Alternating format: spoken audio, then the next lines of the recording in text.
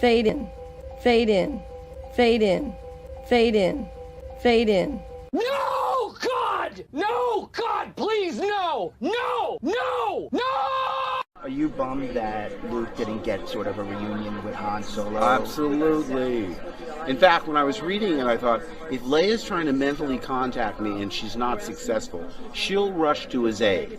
She'll get close to him and then get into some dire situation, and that's when I show up for a big yay, save her life. Then we rush to Han and are in the same position that Rey and Finn and Chewie are. Too late to save him, but witnesses. And I say, because it would carry so much emotional resonance into the next film. For us, his wife, his best friend to witness, instead of two characters that have known him, what, 20 minutes?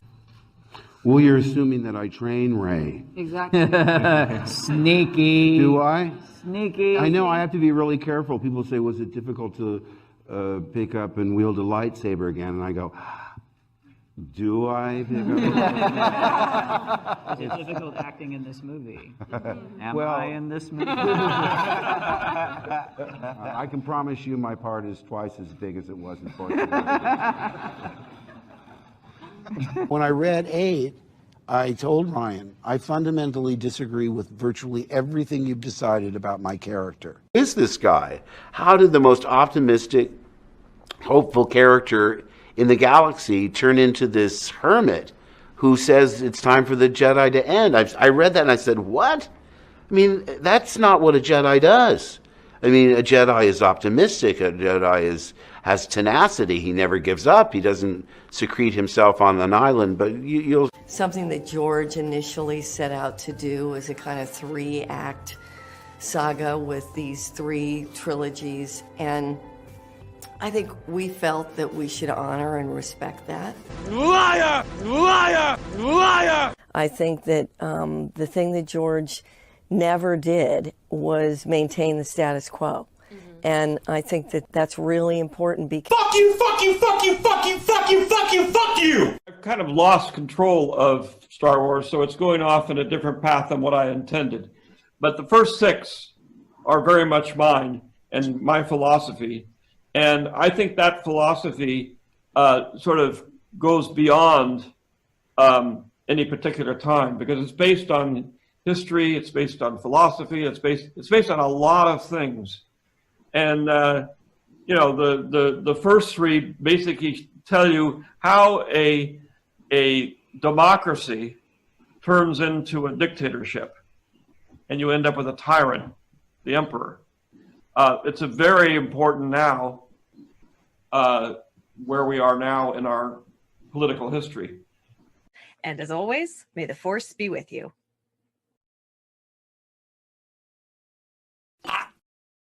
I'm kind of retarded.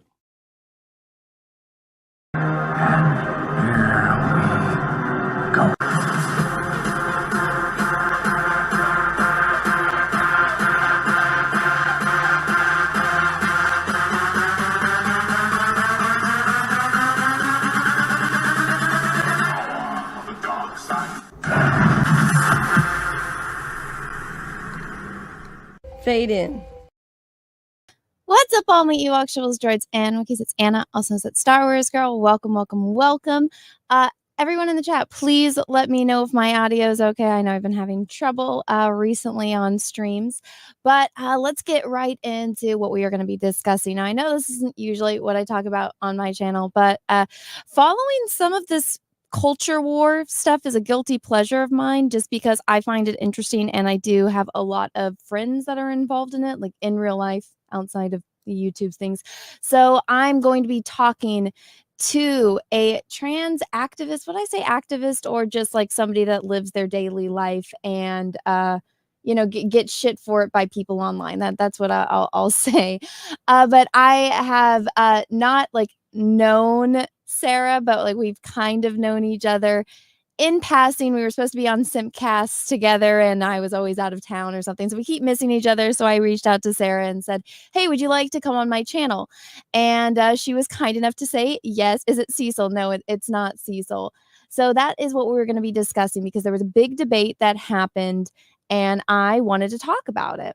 and talk about it with somebody, especially somebody that was involved in it. But before I get into that, I wanted to promote a few things. So this is Sarah's Twitter. Go and follow Sarah on Twitter. She also has this website that has links to all of the places where you can find her. And then she is also on Instagram. And then also, before I get into it, I do have a calendar that is still live on Indiegogo. You guys can go back it. I have gotten a lot of things in recently, so go and check it out. Also, guys, let me know in the chat. I'm debating for this rogue one. Which one should I do? Should I do the first image or the second image? I will let you guys debate that in the chat.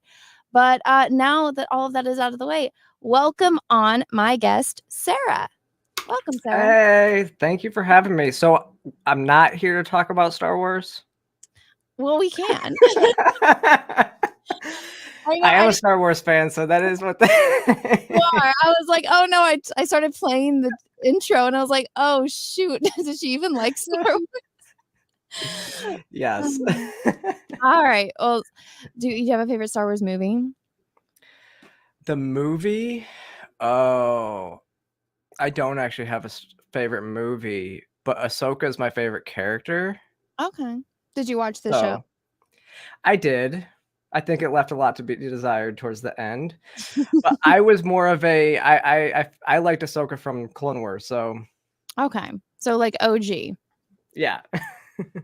And I actually read the Ahsoka book, which was really good. Oh, and yeah. So, yeah.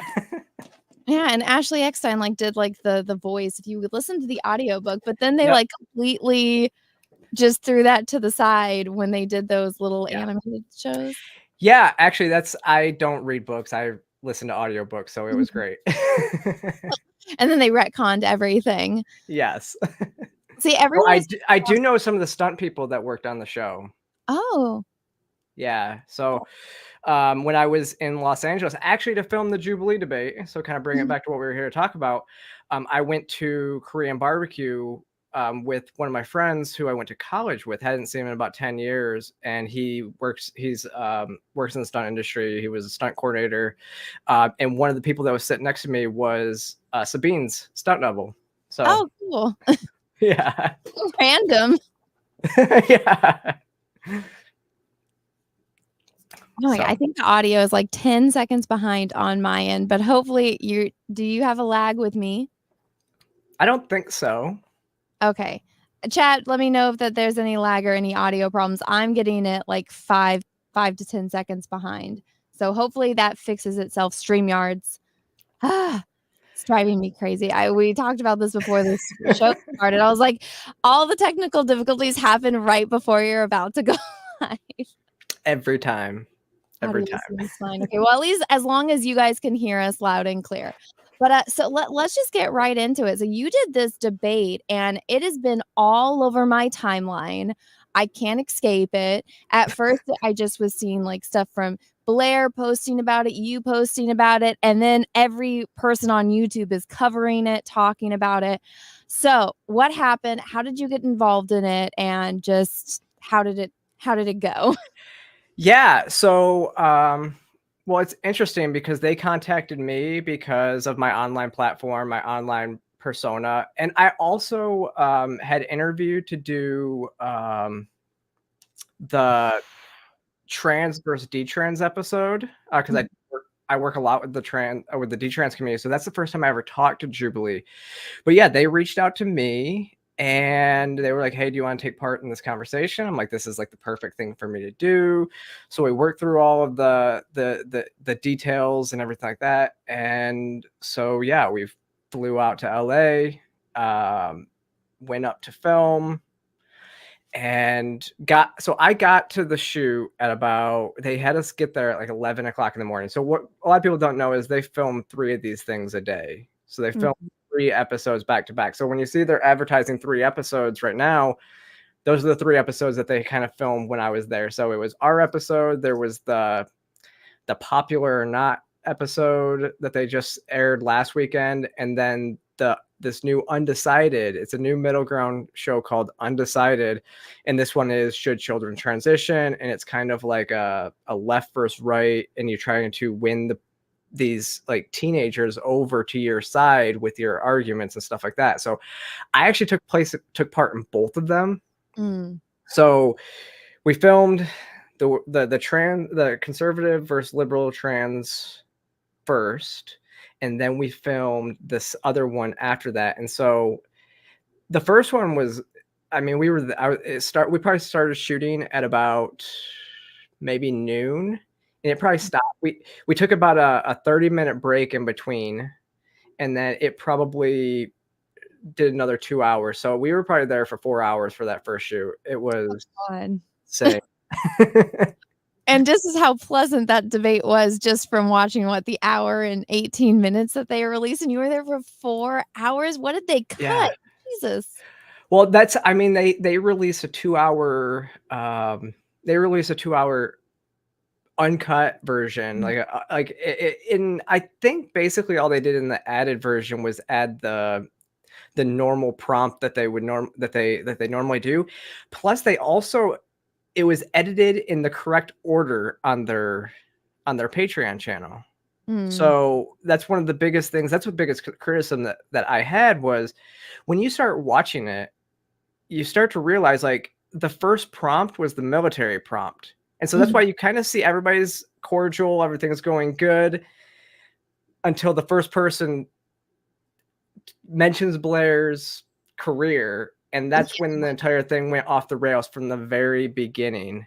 And so so that's when, so with the actual editing that they put on YouTube, it made it seem like Blair just went right after them right off the bat. Like Blair was, snarky right off the bat.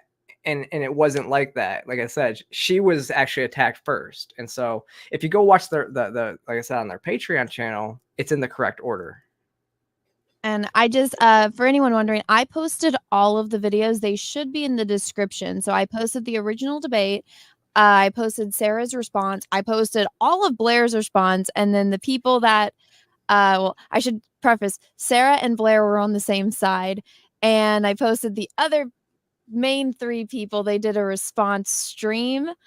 I posted that in there as well. I watched it, and I think there's different realities that people live in, but and that's mildly. But so let's talk a little bit about you, because I should have done that first. So can you tell everyone, like for those that don't know who you are, who you are, your background, and how you got the platform that you do it so to be invited onto a debate like this, and then we can circle back to the debate. Yeah. So I'm a content creator, and I also do other stuff too. So I'm also a writer for the Post Millennial and Human Events. But I started doing content back in 2020. After I had already started transitioning, I was probably transitioning for about a year at that point, and so I started doing content because I saw like Blair was the only person out here, so it was kind of like, we need more voices out here. Otherwise, these crazy people are going to be the perception that everybody's created about us. Blair was the only one kind of protecting, sane, rational trans people. And so there needs to be more people out here fighting. So I started doing content then. But before that, I had served 7.5 years as a logistics officer in the Army. I got out in 2017. I was working in a warehouse as a warehouse manager for 2 years. And then I started doing content in 2020. And then just kind of the last few years, it's been built. It's taken about 3 years to kind of build up. And now now I'm actually, like I said, doing good, and actually everything's starting to work out. Like I'm a weekend writer for the Post Millennial and Human Events. And then just like 2 weeks ago, I accepted the position for the digital marketing manager position for Free the People, so we're doing documentaries and stuff like that. We have a big documentary coming out this week. We have some comedy stuff that we've done. Like we just released a Just Stop Oil sketch yesterday with Lou Perez, and we've been doing stuff with Andrew Heaton. And so that's been really fun because I've been starting to do that. And my job is to basically build their social media platform. So it's something that I know and am good at. So that's my background. And so also do a lot of, like you said, you kind of said activism. I don't like the term activism, but I guess I am an activist Your life because I work with like all the mom organizations and stuff around the country. So I've been speaking around the country for like the last year, doing different events with like No Left Turn Education. I know all the people from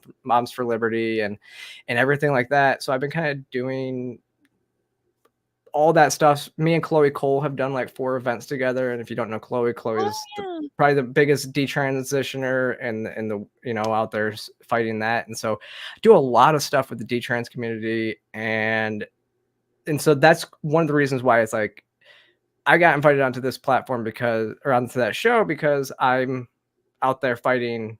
This is my topic. Like they were like, this is like all the prompts were related to stuff that I talk about all the time and I've been traveling the country speaking about. Yeah, well, I mean, you were perfect for the military one considering you had experience. Which I love how they were trying to talk down to you about that. I'm like, none of you all served, and you're trying to lecture about it. It's like, dear Lord. But okay. So well, there was one point where I was like, Shane was like literally saying, what about the people who were kicked out of the military and that was like their lifelong career plan? And then they're kind of talking. I'm like, but, and then I finally got to say it later. I'm like, nobody got kicked out of the military. Not a single person got kicked out of the military. But people did. I didn't say this, but it's like, yeah, but then some people did get kicked out of the military for, you know, not for other reasons the last couple of years for not doing certain things that the public thought they should have. So I don't know. Well, I mean, there's so many reasons to get kicked out of the military, especially if you're breaking the rules. And then I feel like if you break the rules, but because you fit into this category, they're like, oh, you did it because it's this category. It's like, no, maybe you shouldn't have broken the rules. Because I mean, my mother's side, my mother's sister, almost all of her children except for one are like lifetime military. And so I grew up with that because they're my older cousins. And it's like, you know, you got to be a certain type of person to have that kind of discipline. And like the one cousin that wasn't, and she's like, there's no way in hell I'm not smoking weed, you know? Yeah, I get that. I get that too. But that kind of primed me for this. And this is something I realized after I got out of the military, even in corporate America and everything like that, what I was doing. I started realizing, like, even when I was in like meetings and stuff with CEOs of my company and everything like that, I was still always like the calmest person in the room. And I realized it's just military. Like, what are we freaking out about? Like, it's not that serious, you know? And so going into this, it's just like, I kind of pride myself. I'm just being very level-headed and just you were very calm in some of those situations. Like I was sitting here at my desk, like I like 4 screens in front of me. I had it on one, and I'm just like, dear Lord, like it's just a train wreck. But the whole time, like I could see when you were getting frustrated at times, but I mean, you still like kept your cool. And I noticed like some people, they feel like the way to win an argument is to be the loudest. Yeah. And I felt like that was a very big thing. Like the whole time, like just trying to talk over you. What was what was his name? The one with the glasses. Oh, Andrew, sweet Andrew. Yeah, I felt Andrew's so nice. Soft spoken, and like he just kept getting talked over, and I was like, you could tell he's really nice, like just trying to like give a genuine answer to one of those questions, and he was just getting steamrolled the whole time. Yeah, it really was like, and that was, I mean, Blair mentioned this too. It really was great that she was there because what I said about this is, you know, really Blair being there, she drew all the attention. And so that when she's drawing the attention, like what that a lot of times you can see I start to say something and then I get talked over and then Blair jumps in and I'm like, okay, I can just back up for a second. Blair's got this. And she drew all the attention. So then when I actually, what's really interesting, it was kind of a behind the scenes thing because you see when the director stops a lot. And so it's like when we stop, then I come back in and I'm the first one almost always to start talking because I use that pause to then articulate a really good point because nobody's going to jump in over me. And it's really funny to watch the people on the other side nodding their head yes almost to everything I'm saying just like as they were just saying the exact opposite earlier. They don't even, it's like almost like they didn't realize I was literally proving all their points wrong and they were agreeing with me. So it was funny. Oh my God, I know. And you know what's funny is they would agree with you on something when Blair had said almost the exact same thing as you, but they refuse to agree with Blair, but then they'll agree with you or they'll agree with anyone else. Yeah, that was one of the things too. But like I said, I think a lot of that, again, there's a lot of cuts that it's hard to tell where the cuts are at because they do actually a really good job because they can cut and just use a different camera angle. Yeah. And so, like I was telling you before the show, like in that military prompt, they really only show the one main cut, or the one time that the director kind of stepped in and she was like, okay. And what ended up happening is in that, I think they cut, like we had to do like, she cut it like 3 or 4 times because it was going crazy. She ended up coming out from behind her desk and coming out and standing in front of us and be like, I'm already in this episode more than I even want to be. Can we try to do this? And then at that point she said, so what we're going to do, so they start implementing these rules. And so it's like, so what we're going to do is, I know this is a common ground episode. We're supposed to try to talk and try to find common ground. But if we don't, that's okay. But nobody talks while anybody else is talking. That's exactly what she said. Like, there's not going to be any, like, because at the very beginning, they're like, yeah, you guys can like jump in and talk to each other and kind of go back and forth and stuff. After that went off the rails, like immediately she was like, we're not doing that. Don't talk until the other person's done talking. Like, we're not having this type of debate anymore. And obviously that didn't work, but that's when you hear like different stuff. And actually they gave Blossom and Blair the same rule to where they always had to speak last after that too. That didn't really work though.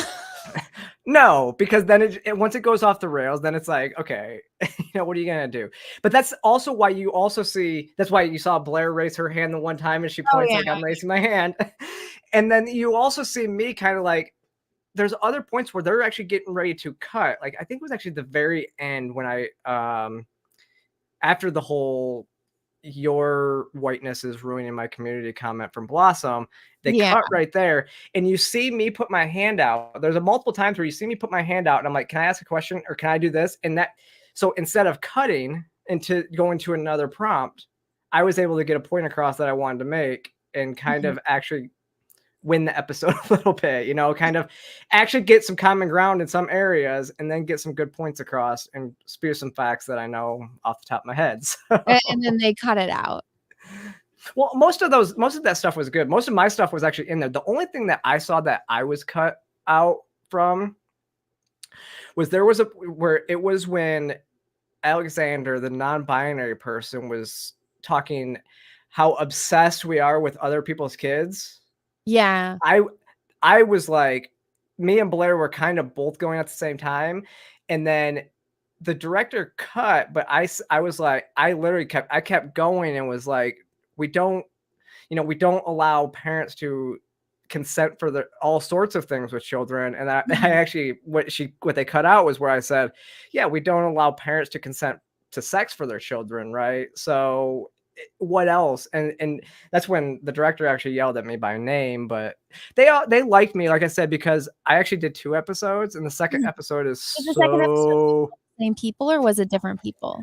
Oh no, it's actually different people. I'm the only person that did both episodes. You're the only one that went to both. So you had a long Yeah, I was there from 11 a.m. to 8 o'clock. And that's California time. And I live on the East Coast. So you can imagine what 11 o'clock my time. And I was there all day for 9-10 hours. Yeah, it was, it was a long day. But the second one, so. Well, one second. So people are asking in the chat for the link to this. And then Nina says, are we going to EFAB it? I mean, I guess I could have it up on the screen and EFAB it. The link for this stream that we're discussing, which it says in the description and then the title and the thumbnail. It is linked in the description. I'll pull it up so we can have it on screen. But I already watched this in preparation. And so I don't really want to make Sarah have to relive it. But the trauma. Just to show you guys. So this is the general person that Sarah is talking about. This is Alexander. So yeah, this is Blair. Obviously, I'm not sure what this. That's Sasha. Sasha. That's Sasha. Sasha didn't really talk very much in this episode, and saved all his comments for TikTok afterwards. Yes. I think the only thing that I remember him saying was when you guys were discussing the surgeries. Yeah, he was talking about top surgery, and he proved my point for me too. Okay, so this is one thing that I want to say, because, and I'll pull this back up in a minute, but okay, I don't know how old you are, like, you know, your backstory as far as like childhood, but I see people my age and younger now that are getting all these surgeries and stuff. I'm like, I couldn't convince my mom to buy me a $15 scooter. Like, how are parents? Like, I wanted a Razor scooter because I remember every kid had a Razor scooter, and I was like, now looking back, I'm like, that was like $15 or $20, and my mother would not buy it for me. And now kids are getting like Chloe Cole, who you mentioned earlier. I watched her story, and she's getting like a double mastectomy, which I think those start at like $20,000. You're getting on hormones. I'm like, I couldn't get my parents to spend $15 on a scooter, but now these parents are paying for all these surgeries for kids. So I don't know if like that was a situation for you when you were younger. Like, would your parents buy you like pay for any of this, or were they like, no, when you're 18 you can pay for it? No, well, that's one thing. So no, my parents wouldn't have paid for any of that stuff. I did get a tattoo as a minor though, and that was when I was in high school. And guess what? I got that tattoo removed. So I know. Did your parents know about that tattoo? Like, were they for it? Oh yeah. Oh, no, okay. they were okay with it. That's the thing though, is, you know, at tattoos and stuff, it's like, at least they are still removable. It costs a lot to remove, and it's a lot of pain to remove them. But yeah, what we're doing to children, and this is what I mean, I remember. So I grew up in the 90s. I would assume we're same age, or I might even be older than you.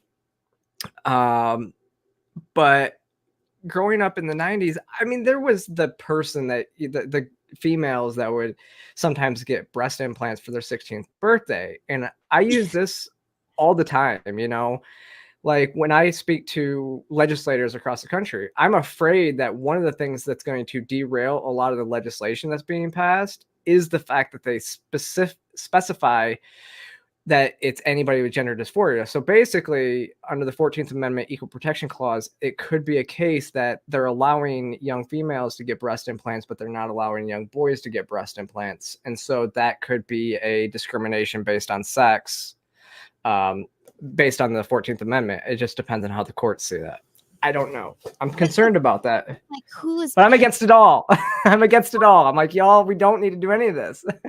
I'm just like, where is the money coming from? Because again, like, I couldn't get my freaking mom to buy me a scooter, like let alone getting the surgery. Well, yeah. I'm pretty sure when I was a kid, like, I probably would have wanted. I don't know. Oh yeah.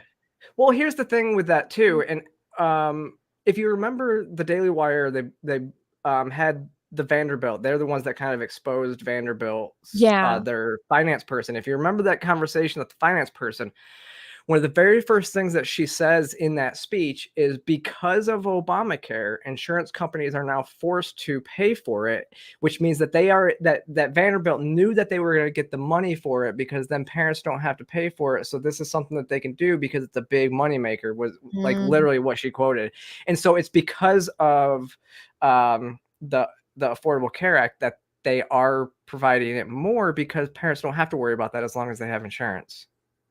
Well, that changed. Yeah, it's so weird how things have changed, because I'm just like, there's no way in hell my mom would have gone for like any of that. Like, if I wanted a boot when I was 16, my mom would be like, ha ha ha, when you're 18 you can pay for it yourself, dumb kid. Exactly. But now everyone's just, you know, I feel like there's so much entitlement going around, which, I mean, it does suck for people that have actual issues that they want to get fixed and they can't, because, you know, either money or they're too young and stuff like that, which I mean, So I know like a kid I went to school with, when he was playing basketball, his front tooth got knocked out, and so he was missing one of his front teeth, and his parents couldn't afford to get like a tooth Yeah, the implant dental, yeah. or anything. So all throughout high school, he just was missing a front tooth. And that sucks. Like Yeah. that really will affect a kid's life, like especially growing up and like getting bullied and everything. Yeah. But I'm like, he couldn't get a tooth, but now like you can get on hormones and change your gender. Yeah. Well, you know what's even worse is the fact, I mean, we don't have to deal with it as much here in the US. And this is one of the things that kind of irritated me about both debates, that I wasn't really able to counter this point in the debate just because of everything going on. But when we talked about like the healthcare system, and we talk about, possibly predatory practices by healthcare providers. And so the other side basically tried to make it like this, we have a for-profit healthcare system, and so that's the issue. But really, that's not the issue. I mean, doctors, it's actually probably worse in other countries because the government's just paying for it. Doctors still get paid by the procedures, And so what's really interesting, though, is it also limits resources in other countries. I have a friend that lives in Australia, and she needed a hysterectomy. Health-wise, she couldn't get it. And so what she ended up having to do was say that she was a trans man and she needed a hysterectomy, and they did it right away. Oh my God. Yeah. Oh. So you want, like, that's one of the things, that's another, it's like it's so like the cognitive dissonance that people have to have when they think about stuff like that is just, it's crazy to me. I don't know. It just, sometimes it seems like we're living in this like bizarro, wacky Wednesday world. Like my thing is, I'm like, if you're an adult and you can pay for it, as long as you're not like hurting other people and like hurting yourself, do whatever you want. I just watched an interview where a guy made himself look like a lizard person and like got his ears removed. Like, you're not hurting anyone else. I guess that's what you want. You're an adult. You're entitled to do whatever you want with your body and your money. Like, I wouldn't do it, but yeah. Well, I think, and I mentioned that in the debate as well. And this is what's really interesting about the debate, because it's listed as conservative trans versus liberal trans. I'm a right-leaning libertarian. I am very libertarian on just about anything. So when I talked about that, I kind of talked about, I mentioned, like, as an adult, I don't really care what you do with your body. I don't really care too much about even, if you want to just go in and get put on hormones right away, I don't care. That's your body, your choice. It doesn't affect me if you're an adult. What I am worried about fully is about children, because children are being manipulated, and so are their parents, and they just can't consent to life-altering procedures like that. Well, no, it's like you can't. I mean, you can't even buy alcohol until you're 21 years old. So if it's like you can't have alcohol, but you can have life-altering surgery, and it blows my mind that people just don't understand that. But so here, this again, guys, this is linked in the description if you didn't watch it. I mean, it's about an hour and a half long. I would recommend watching it. I found it interesting. I do kind of watch all of this stuff, especially like with Blair, because I've been a fan of Blair for a while. But so this was a debate that they had, and I don't usually talk about politics. I'm not gonna talk about politics in the stream. This is, like you said, it's advertised as conservatives versus liberals, but you guys don't ever talk about politics. You guys are just talking about like social issues. But so this is Blair, this is you, and then what are these two names? So the one in the peach is Jessica, and then Andrew. What's really funny is I was wearing a different shirt, and thankfully I was doing 2 episodes because I brought multiple changes of clothes. Oh, okay. So it looks like it's well, and so I was wearing the same color shirt as Jessica, and so they're like, "Can you change? Give another shirt you could wear?" I was like, "Yeah." I was like, "I have multiple shirts. What do you want me to wear?" I just didn't know how white would look under those lights, and so she was like, "I like this." And when I changed, I actually came out. Blair was like, "I like that one better, anyways." I was like, "Okay," because in the next episode, I'm wearing a red shirt, and you'll note it. And I'm actually wearing a D-trans awareness pin. I think my My hair might be covering it up a little bit, but yeah, I'm wearing like a dark red, almost the same color shirt as Andrew in the next episode, because that's what they wanted us to do, because it's literally left versus right. Like you're kind of on a team, even though I disagree with most of the points that people on my team, some of the points that people on my team made, because they're very far extreme right, but it's interesting. Well, so I saw the one Sasha, Blair had like a snippet of one of the videos that Sasha made, which Sasha is this person right here in the blue. One with the jean jacket, yeah. Yeah, and so Blair played the video where Sasha is calling out Blair for wearing all black. So did you guys get like a dress code before you showed up? Yes. So they said, please avoid wearing black, like please avoid wearing all black, and that was kind of the only thing that they really said was, don't wear all black, which I love that Blair did. but actually, when Blair said what color it was, it's not black, right? So. Yeah, like something else with like undertones, and I was like, I love it. But when I went on like the whatever podcast, they sent you like a list of all of the things that like you like the criteria, and they said you have to wear first date or club attire.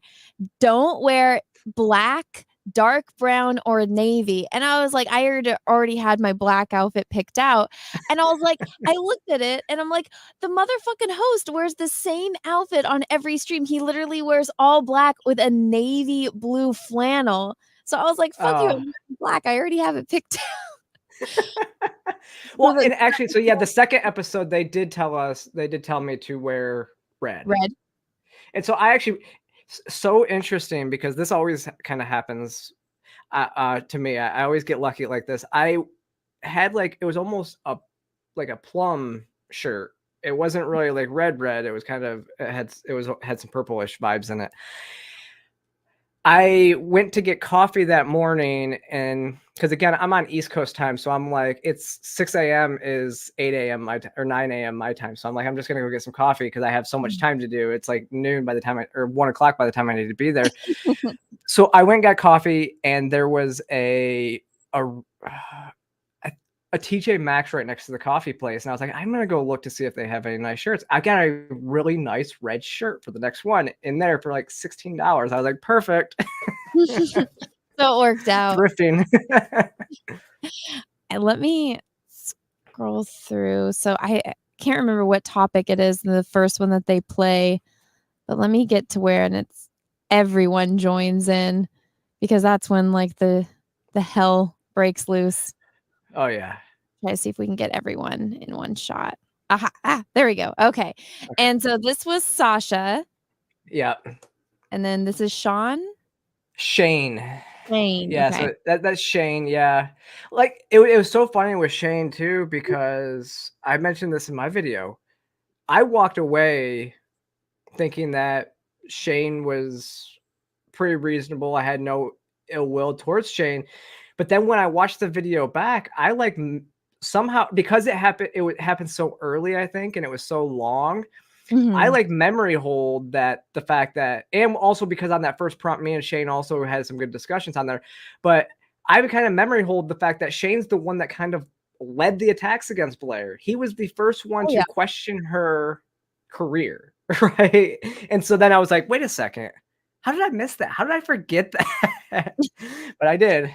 Well, you had a long day. Okay, well, so this Sasha, Shane, Alexander, and then Blossom. And so so I watched did you watch their live stream that took place after this? I couldn't watch the whole thing. I've seen all the clips. I've watched some of the reactions to their reaction, which is kind of funny. Yeah, I couldn't watch it because it just was the first minute was delusional, so I'm just like, I can't.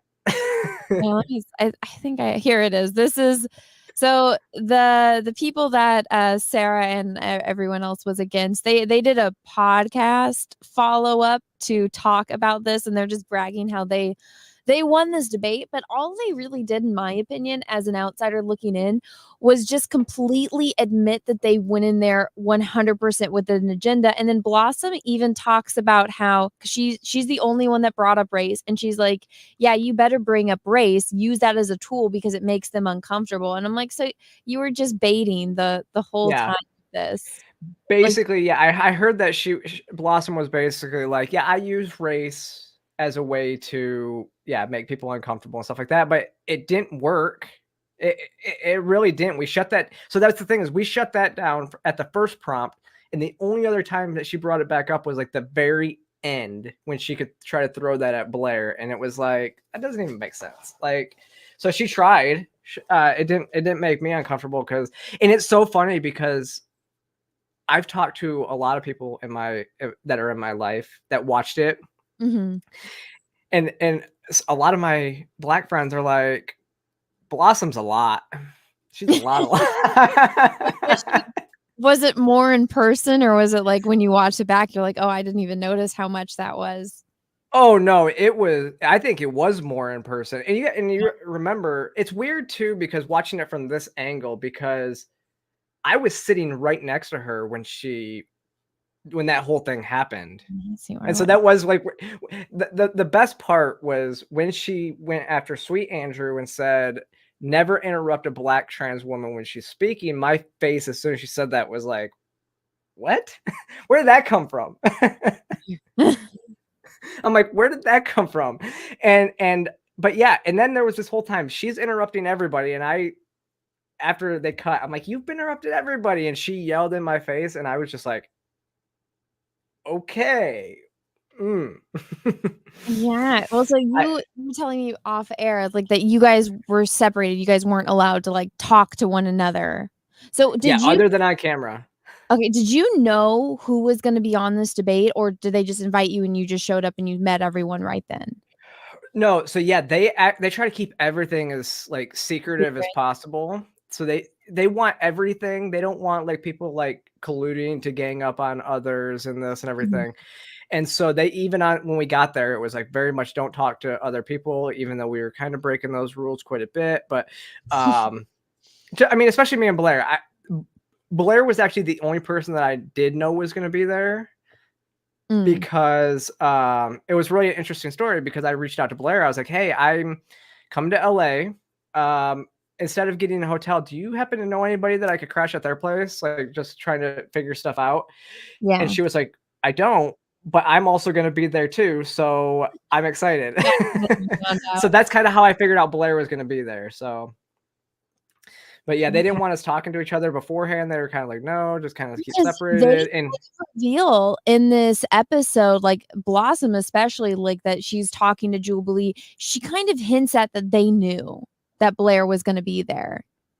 And then she says in the stream when she's yelling, I think it's actually in the segment where she's yelling, oh yeah, you like, wanted me here. Asked me to be here. You wanted me to be here. But then on this stream, she's like, oh yeah, Jubilee called me and she's like, I want to talk to Blair. Well, in that, I mean, I think Blossom is a telepath, is a telepathic liar. Or was it telepathic? She's just a liar. G, you have Sarah on. Sarah did fantastic on the debate. Yeah, I think Blossom's just a straight up liar. She lies all the time.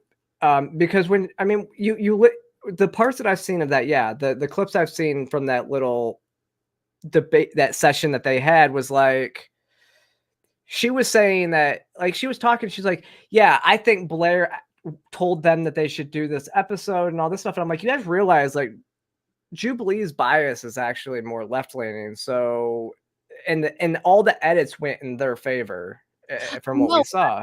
One of the things that they talk about, they're like, oh, no, it's definitely right-leaning as far as their bias. And I'm like, I don't know what stream. That's why I'm like, I don't know what plane of existence they were on. But I'm like, every time they tell somebody to shut up, it's always like you or Blair. Like they 100% were on these people's side. Yeah. What's really funny about it too is, I mean, we were talking about it because it really wasn't political, but it really is the thing where people I don't know where they kind of came off and said, we won this debate. Well, one, it's not a debate. it's called Common Ground for a reason. So they kind of admit that they went in there to debate and try to win a debate, not find common ground. As well, I don't know what delusions they're living in, because those comment sections, every single one is heavily in our favor. Like it was, I have so many people that I've gained so many followers. I've gained like 10,000 subscribers on YouTube just this week alone. And it's like, so many people are coming to my channel saying I'm usually more liberal, and same in those comment sections. I'm usually more liberal, but so what is it? They're like, I'm usually more liberal, but those people that They were agreeing with you. Side, yeah, they were agreeing with me, and they're like, the people that they chose for that side make me embarrassed to say that, type thing. And it was like that. Go on to even the comment section of their own video was, I think the video got ratioed, like their like to comment ratio. Let me see. Well, so this one I'm actually shocked. I wasn't looking at the likes to dislikes. So it's 40K like to 35K down like. So it's pretty divided. I mean, it's still winning. Oh, but no, this one's terrible. It's 11,000. So not even 500 upvotes. So yeah, they are pretty delusional. Well, but like I said, I mean, I gained 10,000 subscribers over the last week, and their channel still only has like 700 subscribers on it. So it's kind of crazy to me that they think that they won this debate, right? Yeah. So, I think they have to cope. Let me read this. They really well, and here's the other thing. It's like, how do you think you won a debate when Blossom, your Twitter account is private? So her Twitter account went private, and then every single post she's posting on Instagram, the comments are locked. So unless you're like one of the special people, like all those comments are locked on Blossom's Instagram channel. So I'm like, if you won the debate, why do you need to lock comments? Like once you And the only thing that they might be able to say is Blair has 1 million subscribers on YouTube. Blair is a huge following, so those people are, trolling. But I don't know. I don't think so. Whenever people use that example, I'm just like, you know what? I had to take on Lizzo.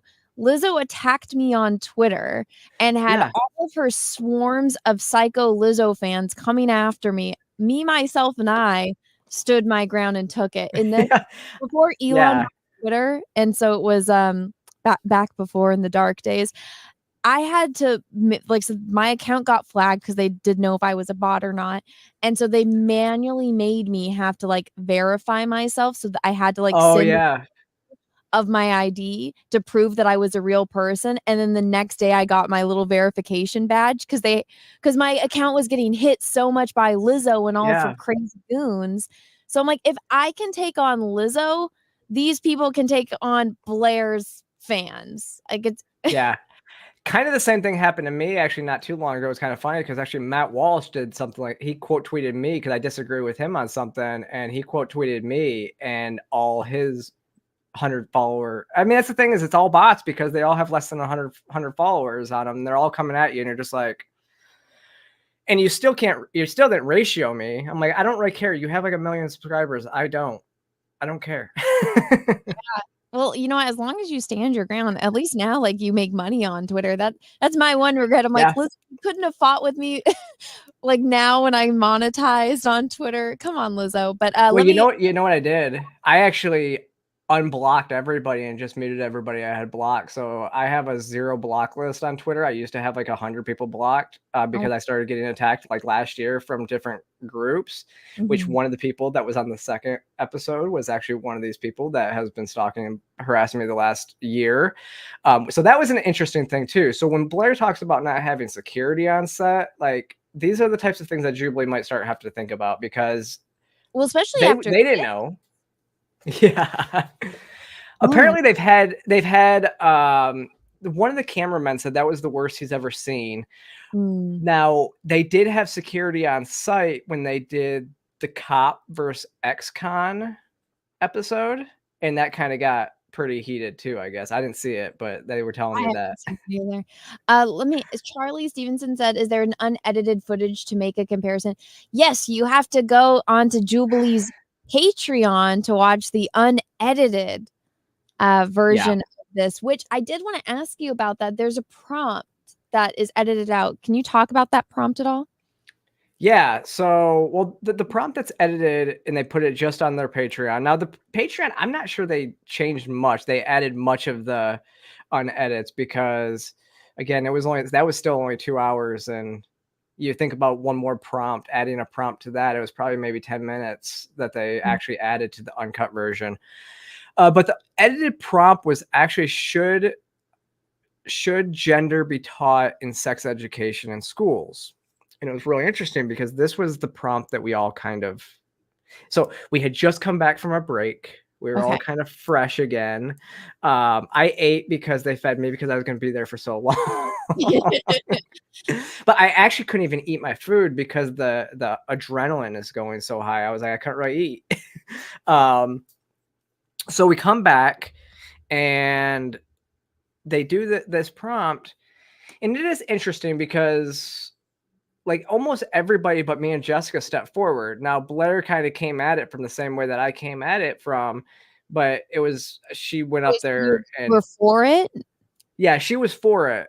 And she said, I'm here on shaky grounds. And she explained it. And I actually agreed with her reasoning. So I stayed back because of her same reasonings. Right. Wait, so I'm confused. So you and Jessica agreed, or you stayed behind? We disagreed. So we stayed behind. Everybody else agreed with the prompt or moved forward to talk about it. Okay. And so when they all discussed, and there was really no debate in the first section, obviously, because they all kind of agree on it. And so when me and Jessica came forward, I was speaking about it and talking about, I literally think that, sex education in and of itself should be a basic biology class. I don't think we need to talk about like physical acts of sex and stuff. And if any of this needs to be taught, it should be parental choice. And that's kind of the biggest debate in there was like, what is parental choice?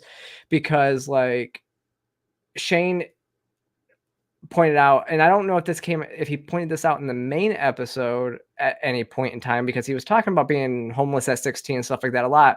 What was in that prompt that he talked about that gave a little bit more in his background is he grew up in Scientology and was kind of excommunicated from the Scientology community for being trans at 16. Mm-hmm. And so he was like, but what about like somebody that's from a deeply religious family and they don't want to talk about sex with their children and stuff like that? I'm like, what do you think about what about for those kids? I'm like, well, it's still a parental choice. I said, I mean, it is 2020 or 2023. Like kids are going to find out. Like growing up in the 90s, we didn't have to have, people tell us about sex. We kind of figured it out, right? Like it's going to happen. They're going to learn it from friends. They're going to do all this. And at the end of the day, it's still a parent's choice to raise their children in their religion. I mean, that's a First Amendment right. Like you can raise your children up in your whatever religion that you choose, whether you disagree with that or not. And so there wasn't really a big debate in that one. So I'm guessing we all kind of had a great discussion. We had a great discussion and they cut it out. It wasn't contentious enough, and it's already contentious debate. So they had to cut that one out. Okay. But so everyone's take was kind of like, oh, it should be taught in school. Like you should learn about like sex ed and gender.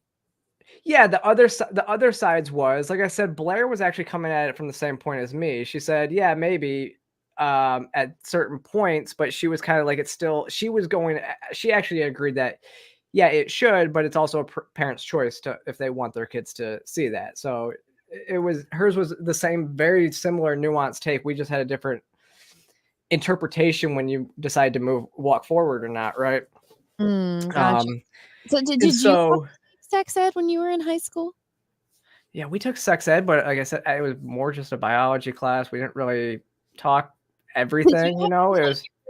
I remember we did. I ditched this class so much. I had health. My high school, it had 2 different lunch periods, and so if you had like 4th period lunch, that's when you had lunch. Then 5th period lunch, that's when I had health. So I'd be like, fuck this. I'll hang out in the bathroom for 15 minutes and I'll go to lunch. I'm not doing this. Like, well, no, I don't need they had like a special lady that came in and like talked about the different types of sex, and then we had to do a project and like give a report on like a different STD. And I was like, No, I don't want to do this. But at least I was in that's not how it was. No, it was basically our gym teacher, who was also our health teacher, oh god. kind of just teaching, like I said, basic biology stuff. Like, this is the reproductive system. This what does this. Yeah. Make sure you have sex. It was not like, it wasn't anything like Condom. spectacular. Didn't even do that. Didn't even have it. Was just like, wear this, like prevent this. They had, they had one.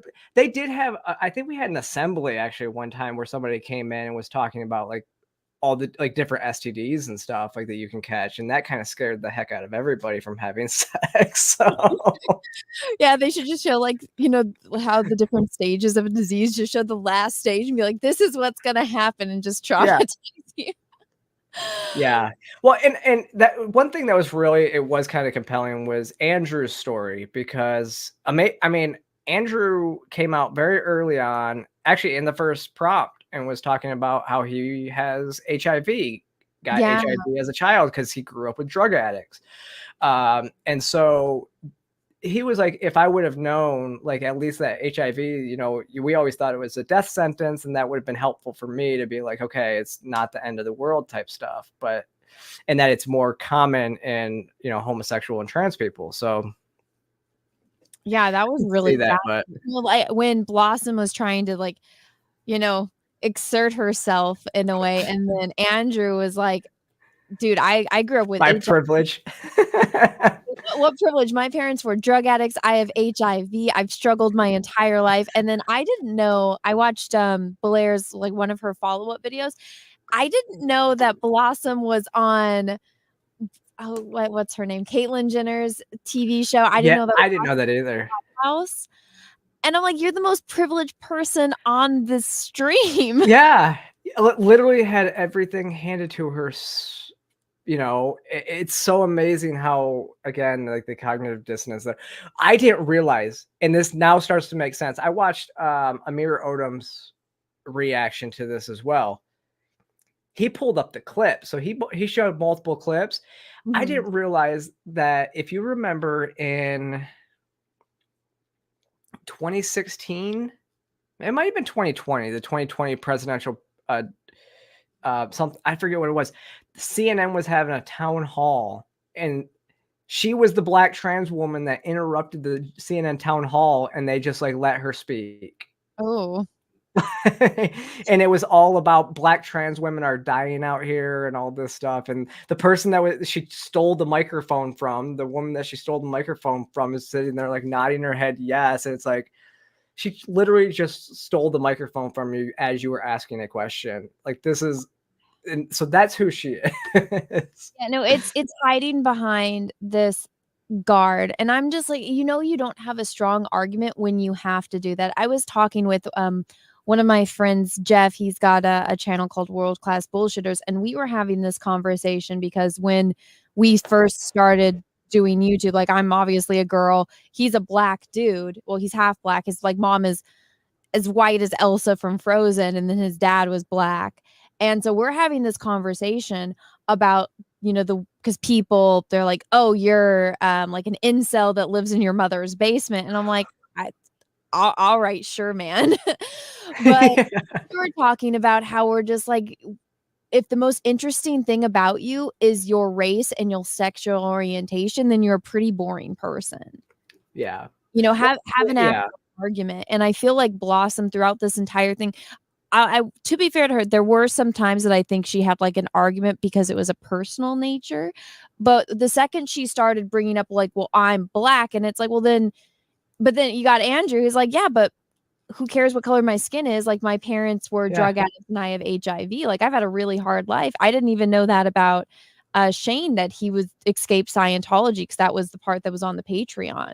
Yeah, well, he talked about being homeless at 16 multiple times. I didn't know it was because of Scientology. Yeah. But that's, I mean, that was the whole thing, is because that was the other thing that set Blossom off too, when I said, I don't think that has anything. I was trying to say, like, in the military, race is not an issue. It's just not. And she was trying to I mean, basically make the military seem so racist. And I'm like, I don't think your skin tone has anything to do with that. She's like, how dare you? And I'm like, and she starts going off. And I'm like, yeah, but that has nothing to do with your transness. Like they play the intersectionality victimhood Olympic game all the time. Like that's all they have. And it is like, yeah, seriously. I don't do with that with anybody. I don't pull the trans card, when I'm having a debate with anyone. Anyone's ethnicity by watching this, and that's the funny thing is like they want to jump on that. I'm like, yeah, you can tell Blossom is black because she's the tannest one there. She's literally black, but I couldn't tell anyone. I think else. Blair and Blair's Latina, so has Latina in her. So I don't know. I knew Blair's because she's talked about it, and I follow her. But like I couldn't guess like if you're, even my friend Nina, like she's Iranian, and so she's like but she's like the most pale person you'll meet, even though she's Middle Eastern. So it's like you don't know.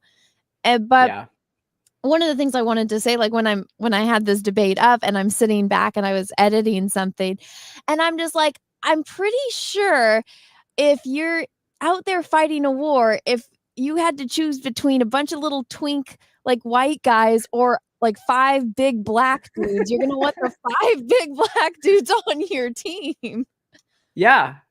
I mean, it really was. I was just, it was so just frustrating in that moment.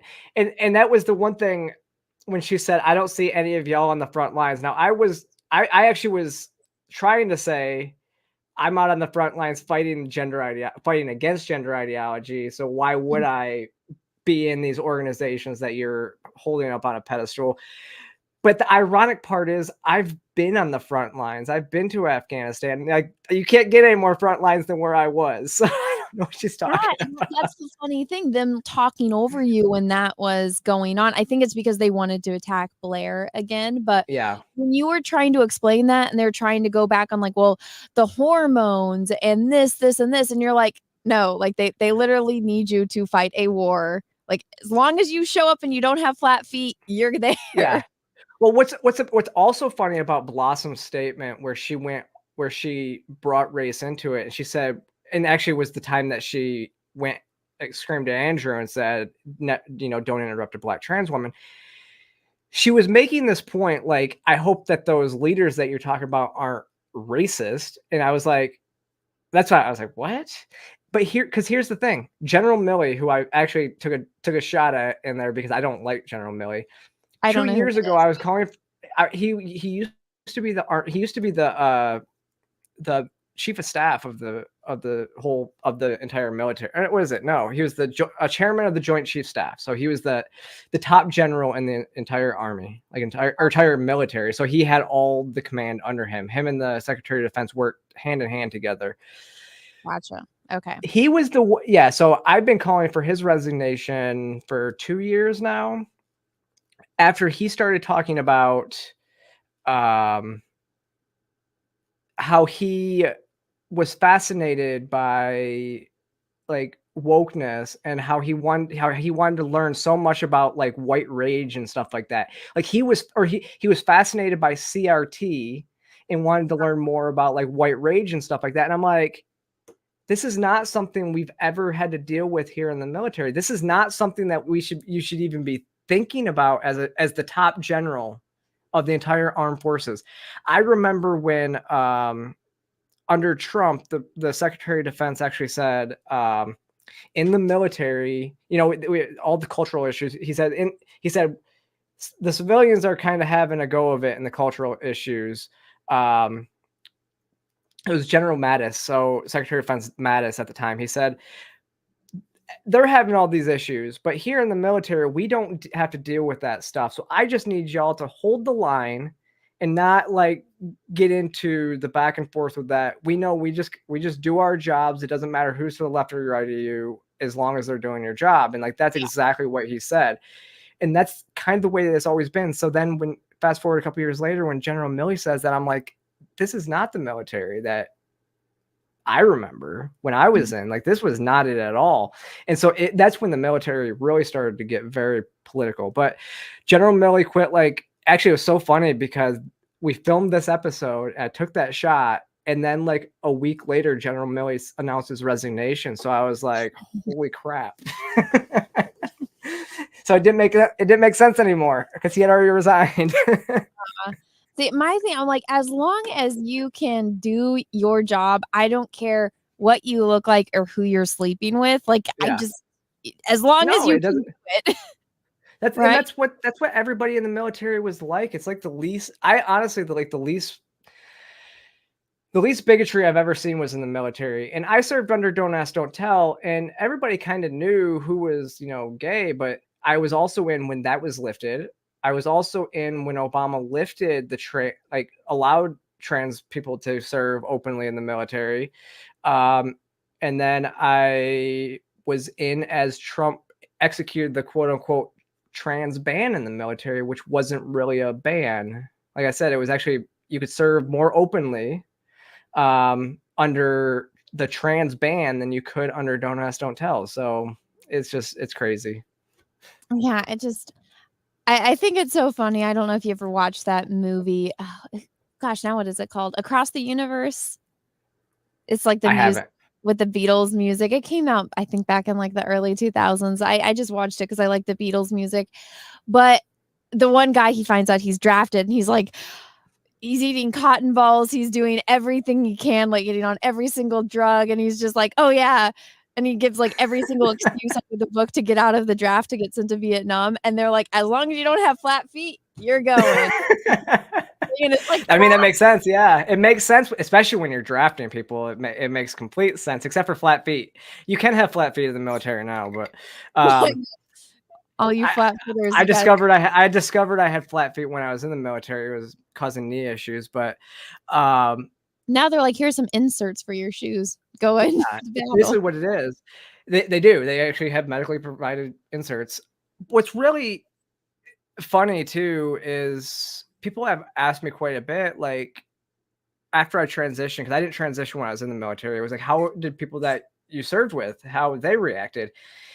And people that I served with in the military have been the most accepting of my transition of just about anybody. I mean, I have an accepting family and I haven't really dealt with too much, hate or anything like that. But it's like my military friends are always the ones that are like, good for you, whatever you want to do, sound, cool. They're always the most accepting people. And I think that's because that's the job that you're in. You can't go into the military with prejudices. Well, also, I think it's because they're, your actual friends. So they're going to be supportive of what makes you happy. Yeah. When you go through stuff together, nothing brings people together when you're in the suck together, when you're, in the middle of a field problem and you're covered in mud and you can't get out of there. You're sweating in Louisiana for a month because you just jumped out of an airplane. Was that? Were you actually in combat? So yeah, and that's actually probably the people that I'm the closest with. I served. I was the forward support company executive officer for the 1st of the 506 Infantry Regiment, which is out of Fort Campbell, the 101st Airborne Division. We went to Afghanistan in 2013, so I was providing support. I was out on the road providing support to the infantry unit. So I was attached to the infantry unit when I was in Afghanistan. So like I said, I was on the front lines providing support to the ground troops, like the front line.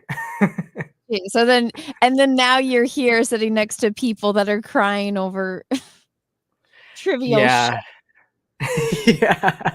Your life it really is. You're like, I was literally here in a war zone and now I'm here with people screaming because of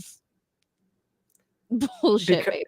Because they want to feel special they want to feel validated in their identity. And that's part of the other thing, it's like,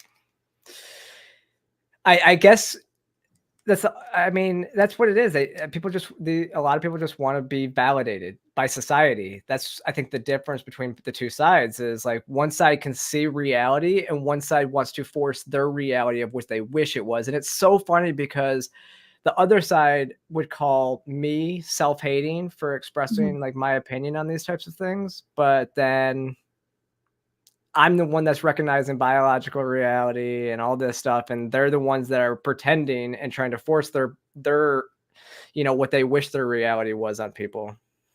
Well, it's funny because you pointed it out in your follow-up video to this situation, how you thought that, there was a little bit of insecurity and you kind of felt bad for Blossom. And then in this, like, I really got that sense because I watched your video first. This was the very last one because I kept putting it off because I'm like, I don't want to watch this.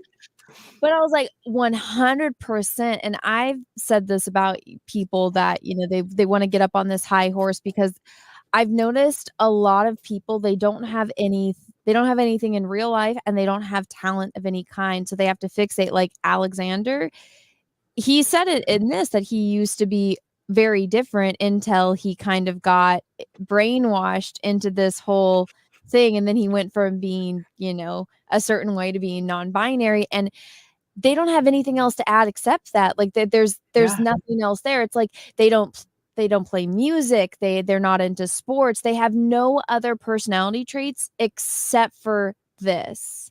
Yeah.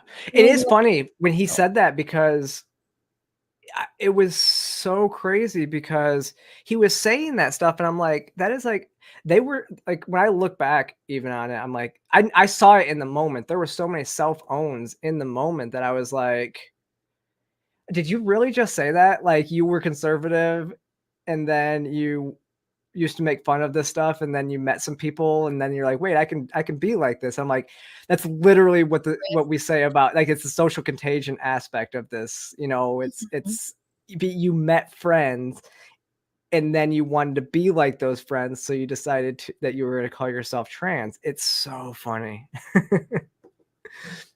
But it is, I mean, I think that is one of the biggest issues is there is a lot of insecurity on that side. I've talked about this quite a bit on my channel, is there is a lot of insecurities. Actually, I was on Timcast on June 1st, and we talked about this a lot in the after show too. And we were talking about like when Lance from the Surfs was on there and talking about how it's not gay to, be with a trans person and with their anatomy and everything. And I was like, no, I mean it's kind of gay. But it's so funny because it really, I mean, Tim made the point though, it's like why are they so ashamed of calling it gay? They're the ones that are LGBT accepting, right? So why would they care that they're being called gay for wanting to be with trans people? Like they're the ones that are supposed to be open and accepting, and they're not. And so what's going on with that? That person is a different gender, because you have to be gay, you have to be of the same gender. So if they say that, being with a trans person, then that makes it gay, and they can't say that. It's like the oppression Olympics. Yeah. No, it is. It's because then it's like a trans woman's a woman, right? So that doesn't work if it's gay, if you're sleeping with a trans woman, right? So trans women aren't, if it's gay, then they're not women. So that's what, yeah, it doesn't work like that. But it's like, that's not biological reality, right? Yeah, I think like stuff like Star Trek and like Kirk and Riker, as long as the person is hot, they'll fuck it. So yeah. I'm just like, well, just say that you're, I don't know, whatever letter they're adding to the alphabet right now. Like, just say that you're bi goes both ways, right? So there you go. Well, yeah. So I actually, this was my point to that though too, was because Tim was like, is it gay if you sleep with a trans woman? I said it depends. And I actually think Blair made a video about this too, and she's spot on. She's like, it almost should be like its own sexuality, because if you like trans women, like only trans women and women, because you like the female form, then I don't necessarily think that would be considered gay. But it's not heterosexual if you're with a trans person because they are a male. So what is it? It could be something. It's somewhere in between it. Because I wouldn't necessarily consider you bi, because bi means you like men and women. And so trans are kind of somewhere in this ambiguous zone, I don't know.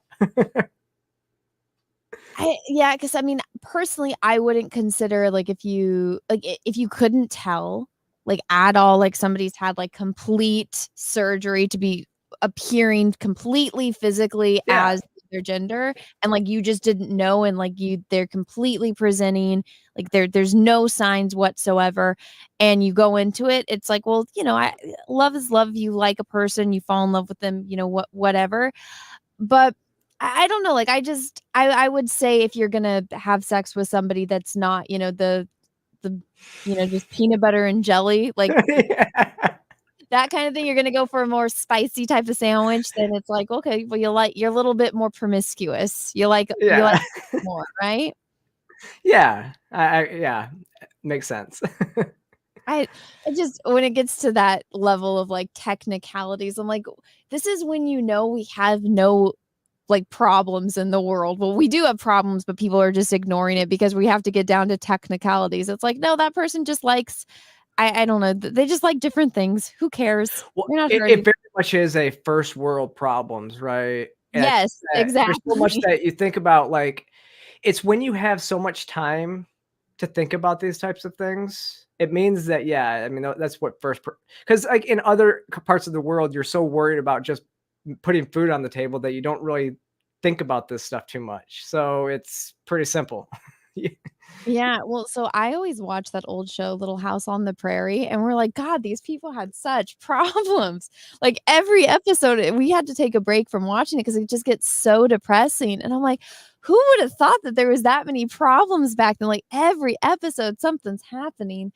And now it's like I see people talking about, oh, well, like the suicide rate has gone up, the depression rate has gone up, everyone has like ADHD and all these problems. And like, it's because we're not so focused on staying alive every single day that now people are, they're not working themselves until they're exhausted. So they have more time to think and fixate on certain things. And I feel like it's kind of created more problems.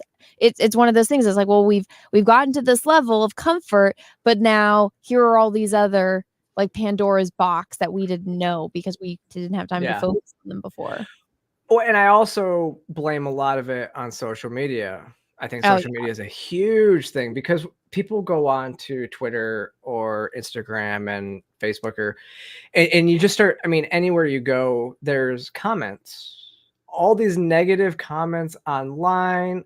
It's because it's so funny because when I travel the country, I talk to people. I have people with MAGA hats giving me hugs. I have so many different people that I talk to that the left would be like the other people would be like, they hate you. They hate you. I'm like, that they don't hate me. Like they really do like me. So it's like, I don't know what you're talking about. And so I just kind of came to the conclusion, yeah, the internet's not real. Like it's what gets highlighted on the internet is like the biggest are the most, it's really what's going to drive clicks. I call it, rage bait posting and stuff like that. And so it's just driving clicks. Whereas when you get out and actually touch grass and you see that trans issues, talk about any of these issues, you see all the debate on the trans bathroom issue, basically everything we even talked about inside this debate, right? It was like the internet's not nobody cares about this stuff in the real world. I don't really talk about this stuff in the real world. It's only online, but you know what's funny that you say that? It's like, because even though this is an online video, this was you guys in real life, and Sasha's the one that didn't say anything in this video really, but went on TikTok to say all kinds of shit about Blair and about this situation. So it's funny. Yeah, it is, because it's like, in real life, most people aren't going to say a word. Even if they think it, they don't say it. So you don't deal with this type of stuff, the type of stuff that you feel you deal with online. Really, maybe not for some people, but it's very hard in real life to be as rude as you can be online. Yeah. Oh yeah. I mean, well, there's a lot of different reasons for that too. I think when you're in person with somebody, even doing like live streams like this, or, debates on channels like this, when you're actually seeing a person and you're interacting with that person, it humanizes that person. But when it's just words on a screen and a picture, they don't humanize you. So it's very dehumanizing online. So they think that they can just, they don't think about the other person on the other side because they're not seeing that reaction from the other person on the other side. Yeah. Well, that being said, so this is, I think, the heat of the situation that happened like with Blossom. I mean, you could see your face. You're like, what the fuck did you just say? Yeah. Like I Was told it- you before the stream, I have a very expressive face, You and I think you do, can which see was all my fun. faces in this whole thing. There's just like one part where it's like it's you and Shane, and you're just like, what the fuck? It's so funny. Like, and I felt for you because I was like, oh my God, I can just imagine what hell this must have been. But what was it like sitting between them when this was going on, when all they're trying to do is attack Blair and like just take up as much space as possible? I Because you seem kind like of a feel very like polite, nice person. So was it hard for you in that situation to just not be like, shut the fuck up? yes. Yeah, I think actually, I mean, if you rolled it forward a little bit, like I said, there was one point, there's a good picture of me just being like, I just look up when, yeah, I'm looking down. I think when Blossom's talking, I literally just go straight, my head goes up, like, and then like right before we actually took the break too, my head went straight up too. Like, I remember right before we took the break, I was so just frustrated. I just like leaned my head back, and then all of a sudden she called cut, and I was like, "Thank you." Get it? No, and you had to do this twice in one day. Was the next one like at least a little bit more calm? Oh, it was extremely calm, and actually, the people on the other side were so pleasant. They honestly, they were. I'm gonna just kind of throw it out there. They were good people. They were nice, almost too nice for this type of setting, because I feel like, especially coming off of this one, my energy's still high. I was tired. I was also hungry, so I was a little bit hangry. And so, I mean, I was not combative in it, but I do think I took over the second debate, like just because the other side was not so forceful, and the way that they were doing stuff. And but it wasn't as much of a, I guess the other one was more, let me say my piece, you say your piece, and there really wasn't a whole lot of back and forth because they had to add another element to the whole thing. So there wasn't as much time to go back and forth, and it wasn't really a common ground episode. It's called Undecided, and we're trying to win points with, get these teams on our side. But it was funny because, yeah, there was a mom on this other panel, and she was so nice. I talked to her for about 20 minutes after the episode, and she was just a really nice woman. I believe she says, well, I won't kind of give that away, but she was, I told her straight up though, I said, I feel for any of the parents that are going through this, because parents are put in such an impossible situation when it comes to their kids having gender dysphoria and stuff. It's like, what do you do? Because they're being lied to and manipulated by doctors, and they think that their children's going to self-harm if they don't do it. So they're being put in this very tough situation. And so I get that.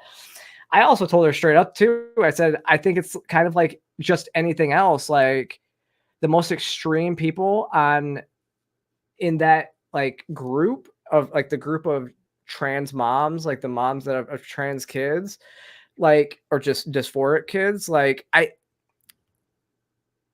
the extreme gets all the attention. And so I told her, I said, I think that there is a very small percentage that are Munchausen moms that basically make all of you look bad because they're the ones that are kind of soaking up the attention. And I mean, she didn't really say anything after that, but and for her I guess for her privacy, I won't tell you what she said after that. But I really did enjoy the conversation because, yeah, she approached me and I actually gave her a hug and was like, and she was like, I think we agree on a whole lot more than what I think people would think we agree on. And I was like, yeah, I think we do too. And so it was a really good conversation. The internet is like, you agree with people a lot more than what seems online, but because of I don't know, I feel like everything, like Twitter is set. Twitter is crazy. Yeah, it is so funny because people, I still to this day, and I've said it on multiple different stuff on multiple podcasts, people will still come, and the same people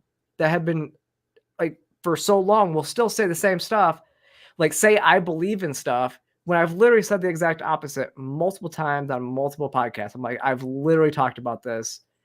Why are you trying to make it seem like I believe something that I don't? It's because they have an agenda and they don't you know, they want to harm me and my career, and they want to get me canceled, and that's what it is. Oh yeah, well, I mean, they even tried to do that with Blair on here with like when Shane's like, how many people do you actually help? Do you have like receipts of that? And it's like, okay, Yeah. so you guys expect Blair to literally name off every single person she's helped, but then every time Blossom is like, oh, Black trans people are dying, and it's like, do you have any evidence? She's like, you just have to take her word for it. Yeah. Well, and that was one of the self-owns too, right? Because I was literally sitting there next to Blair as Blossom saying this, and I think I smirked a little bit. I don't think you can see it on camera because I smirk a little bit because she's like, Blair's telling about the death stats and how it was based off of prostitutes and all these different deaths and stuff like this. And then it was Blossom who brought in race, and I'm like, you are the one that literally just threw the Black trans people under the bus, and that was you doing that, not Blair. You just like made yourself seem like it's us that's out here prostituting and doing all this stuff, and it's our community, you know, that's harming Black trans people. And I'm like, and then she basically says all Black trans people are prostitutes and they all die. And it's like, oh my God, that's like when this again, it's like it's such a self-own. I don't know what reality they're living in, because they start off by saying, oh yeah, we totally just won this debate. And it's like, did you watch it? Because I don't think you did. And I mean, they watched it, but they thought that their points were all so accurate, but they're not reading what the people are saying. So it's just ignorance is bliss, I guess. I mean, you know, at least in their own little delusional world, they're happy to some extent, but at the same time, I think that that's all just a cope, because they, based on the way that they talked about you guys and Blair in particular, and then even saying that Jubilee was on like your guys' side, which it clearly wasn't. I'm just like, it's a cope. They're obviously insecure about a lot of things, and it made me feel kind of bad for them even after watching this. And it's like just very unpleasant people. But that's what I've noticed, especially online, is people that are very miserable, they want to make everyone else around them miserable. Yes, I agree. And seemed like it definitely was coming off. And I didn't know about Blossom having everything privated, which I think is hilarious. But well, and it is. And for everything that she's done, she doesn't have a large social media platform, which is really kind of crazy too to me. Like, that's for all the insecurity. So I did want to ask you before I forget, because I just remembered this. Okay, so in this, she says that it was a lie that she threatened Blair. So you were there. Did she threaten Blair? It's literally on camera. You could see it. She's like, yeah, she says bodyguards outside. And so I don't know if she was saying my bodyguards outside. What I thought of in that moment is because Joey was just off camera. And so she's like, your bodyguard's outside, but keep it cute like that. And it was like, it did seem like it very much was a threat. Either way you put it, my bodyguard's outside or your bodyguard's outside, but you still got to keep it cute. Like, come on now. And then the other thing in that I did see where they tried to claim that Blair called Blossom ugly. And I was like, I see it. I literally, no, I have a photographic memory. Okay. I don't remember any of that. There was no point where Blair said you're ugly. There was a point that I think they cut it off. And Blair even made this comment after the fact. And if you saw Andrew, I created one of those like quotes, because I created this quote just from memory, from like what I remember happening at the end, and they didn't end up leaving it in. But like right at the end, I think it was when Alexander was attacking Blair at the end, and he called her disgusting, and she turns and she's like, yeah, and she's like, that's what Blair brings up, the whole keep it cute thing. And she's like, keep it cute. She's like, I stay cute. You know, y'all need to go find, she said, y'all need to go find cute. And so if that's what Blossom's talking about, I don't know, but it wasn't how Blossom described it. Like she said, oh, you're ugly. No. At the very end, Blair's like, you need to find cute. And it was, I think the only real like insults was like when Alexander called Blair disgusting, and was just and it's funny because they all, I feel like, insult insulted like Blair pretty hardcore almost the entire time, at least the way that it was edited. But and then they go here acting like, oh yeah, well, yeah, I guess I shouldn't have said that, but it's my truth, so it's okay. And it's like, if Blair would have actually said something like that back to them, it would have been the entire stream. It's Oh like, yeah. Blair insulted me. Rah! Oh yeah. I mean, that was like, and then Alexander in their little podcast over there being like, yeah, Blair came in. I heard her say, I'm not here to find any common ground. That didn't happen. I was standing next to Blair most of the time before the end. We were talking. We were just, we were discussing, and she didn't say that at all. And like Blair said in her video, that's something that was said off camera, so you can't prove it. She can't disprove that it was said. So it's just a lie that's, that doesn't make any sense. But it is interesting because then in that episode, they're basically admitting that they didn't come in to find any common ground. So what are you even talking about? Like, we won this debate. Like, wait a second, this was not to at find all. common ground. This entire thing is basically them admitting that they didn't have any intention of trying to find any common ground with any of you, especially Blair. And I like how Blossom insulted Blair multiple times about her like cheap podcast. And she's like, oh yeah, this is so much better. This is a real podcast. I'm like, Blair literally has a company that does her podcast for her. Like, she's got to go into a studio, they edit and they, produce everything for her. So I'm like, you really want to talk about that? And then Shane, the whole time you can't even hear him because his mic isn't even closed. His mic is I was having mic problems or audio problems earlier because I had to switch around my setup because I couldn't hear him and I thought it was me. I was like, is my thing broken? All these changes just so I could hear him on his own show. And then when started doing this, it was messing everything up. But it's funny how it's like rules for thee but not for me. Yeah. But well, so it was. And Yep. like I said, it was really interesting because like when they like they're talking about, I see some very few comments in there was like in there, and you can obviously tell that who the people that are in there commenting, but there were some like saying Blair was so disrespectful and stuff like that. And I'm like, but you have to understand like how this started. Like I said, like the prompts being in the order that they were kind of puts it off a little bit. Because of course Blair is going to be like, I mean, they attacked her first, and then so of course she's gonna have a chip the whole time. And so, I mean, but Blair's comments were on point when because it was so funny because the point where they were like, this isn't a debate. This isn't a conversation about who is and who's not trans. And Blair's like, it could be. And then the very next prompt it was the very next prompt that we did was the non-binary problem. I'm like, oh, this is great. Well, I honestly, it was really strange to me that Alexander was there, considering I'm pretty sure they're not having a hard time finding left-leaning trans people, whereas Blair even said that she's like, oh, I'm surprised that they found other right-leaning trans people. Like, she was shocked about that. But I was like, so I don't really understand like why he would be there if he's not. And I guess they do have like a whole not trans but non-binary episode, so for him to be there, it did seem a little off to me. It is. I mean, I agree. I mean, that's the whole point of that prompt. I mean, like, and this is I think he took it such at heart. I mean, I get it because we're basically telling him he doesn't belong there. But the thing is, we're not saying, I mean, I literally said, and Blair even agreed, it's like, I don't care what you call yourself or how you dress or anything like that, but it's not trans. And then, so he kind of even makes this thing, it's like, everybody has their experience, and Blair's like, or has a different experience, or has their own experience. And she said, but you have a different one. That's the point. We have different experiences. We don't experience things the same way.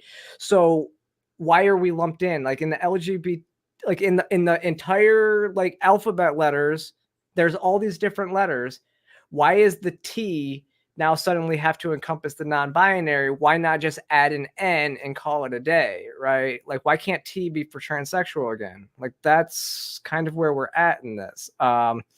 I don't care what you do as an adult, but that was the whole other thing that, I mean, I made that point straight to Alexander. That's one thing that I love, especially in conversations like this, is asking questions that I already know the answer to, because I asked the question, told what the definition of dysphoria, like gender dysphoria, was, and then said trans has nothing to do with masculinity or femininity. I mean, most people would consider me more of a masculine person.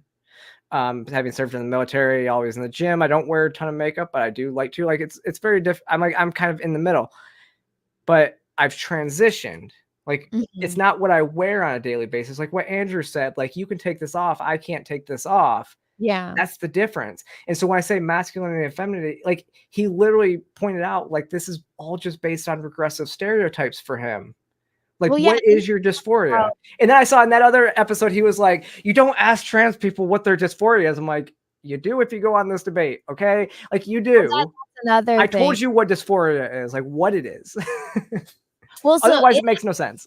So he talks about like, oh, how he's going to get facial feminization surgery. And then here he starts crying about it. And I'm like, hun, you wear more makeup than they have at Sephora.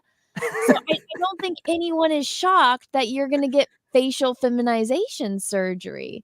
Like, I don't think that was a big reveal. I mean, you're wearing women's clothing. You have more makeup on than anyone else here. You got like the jewelry, the beret. It's like nobody was really shocked by that. And again, I don't think that that's really.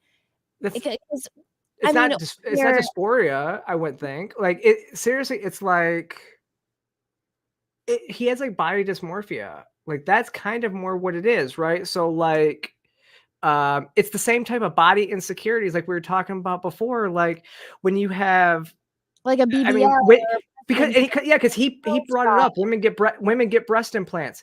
Yeah, but they don't have dysphoria. That's not dysphoria. Like you're like lessening our illness. So what are you talking about? I don't get it.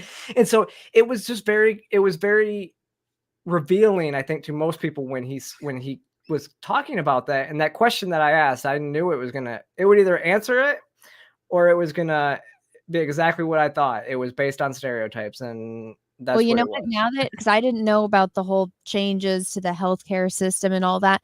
Now that just makes me think that a lot of people are identifying as trans, so that way they can get like nose jobs and like get surgery that's covered by insurance. Yeah, and that's what I actually said in my. I said that in my video, my reaction video to this, because it's paid for. Yeah, because normally elective procedures are not paid for by insurance. I think that this is a way to fight for them to pay for these things because it's based on dysphoria. It's not based on just body issues. Or just that. But again, I mean, people have facelifts all the time. People have nose jobs all the time. It doesn't mean that it's like anything different. Doesn't mean that you have dysphoria over your gender. No, it just means you want to look a certain way. Like there's this meme, I don't know if you've seen it, but it's like Kylie Jenner before and after, and it's like, you're not ugly, you're just poor. Yeah. That's really what it gives me vibes of. It's like, okay, yeah, you're not this, you just want the surgery, so it's like you're just poor, you just want it paid for by other people. So it's like, yeah, that makes me angry because that means like, it's dollars that are paying for it. What it is, yeah, and that's the thing is that's what I always tell people, because a lot of people, you hear this question a lot online, like what is trans, like what is feeling like you want, like what is the other, like you feel like you're, I think that the misnomer is that you feel like you're like a boy trapped, or you're a girl trapped in a boy's body, or vice versa. And I'm like, I don't know what that means. I didn't have like an out of body experience. What I do know is like, if I was trapped on a desert island naked, I would have uncomfortability still with my secondary sex characteristics, right? So that's what dysphoria is. Like it's that uncomfortability that you want your body to present as the opposite sex. And so that's the only clear answer that I can give as to what it is. It doesn't mean that you can be the opposite sex, which they want you to say that you can, but it's like, so I don't know where his idea of dysphoria is. I still don't get it because he didn't answer the question. He told me that first thing he said is that's not true about it just being based on stereotypes. So, and I love Blair's response too. Like, I can't believe that I'm sitting here and you're telling her what dysphoria is. Like, you want to talk about mansplaining. I mean, come on now. I know that was so bad. And it like there's so many times in this I was just face palming and I'm like, oh dear God. Because I mean, you know what's funny is like you, Blair, Blossom, Jessica, none of you guys chimed in when like Shane or Sasha were talking about binding. Like you guys didn't try to explain to them their experience with binding. You guys were literally sitting there listening to their experience. But it's funny when anytime like you tried to talk about it or Blair tried to talk about it, they were very, ready to jump in and tell you guys how you were feeling and how you were wrong.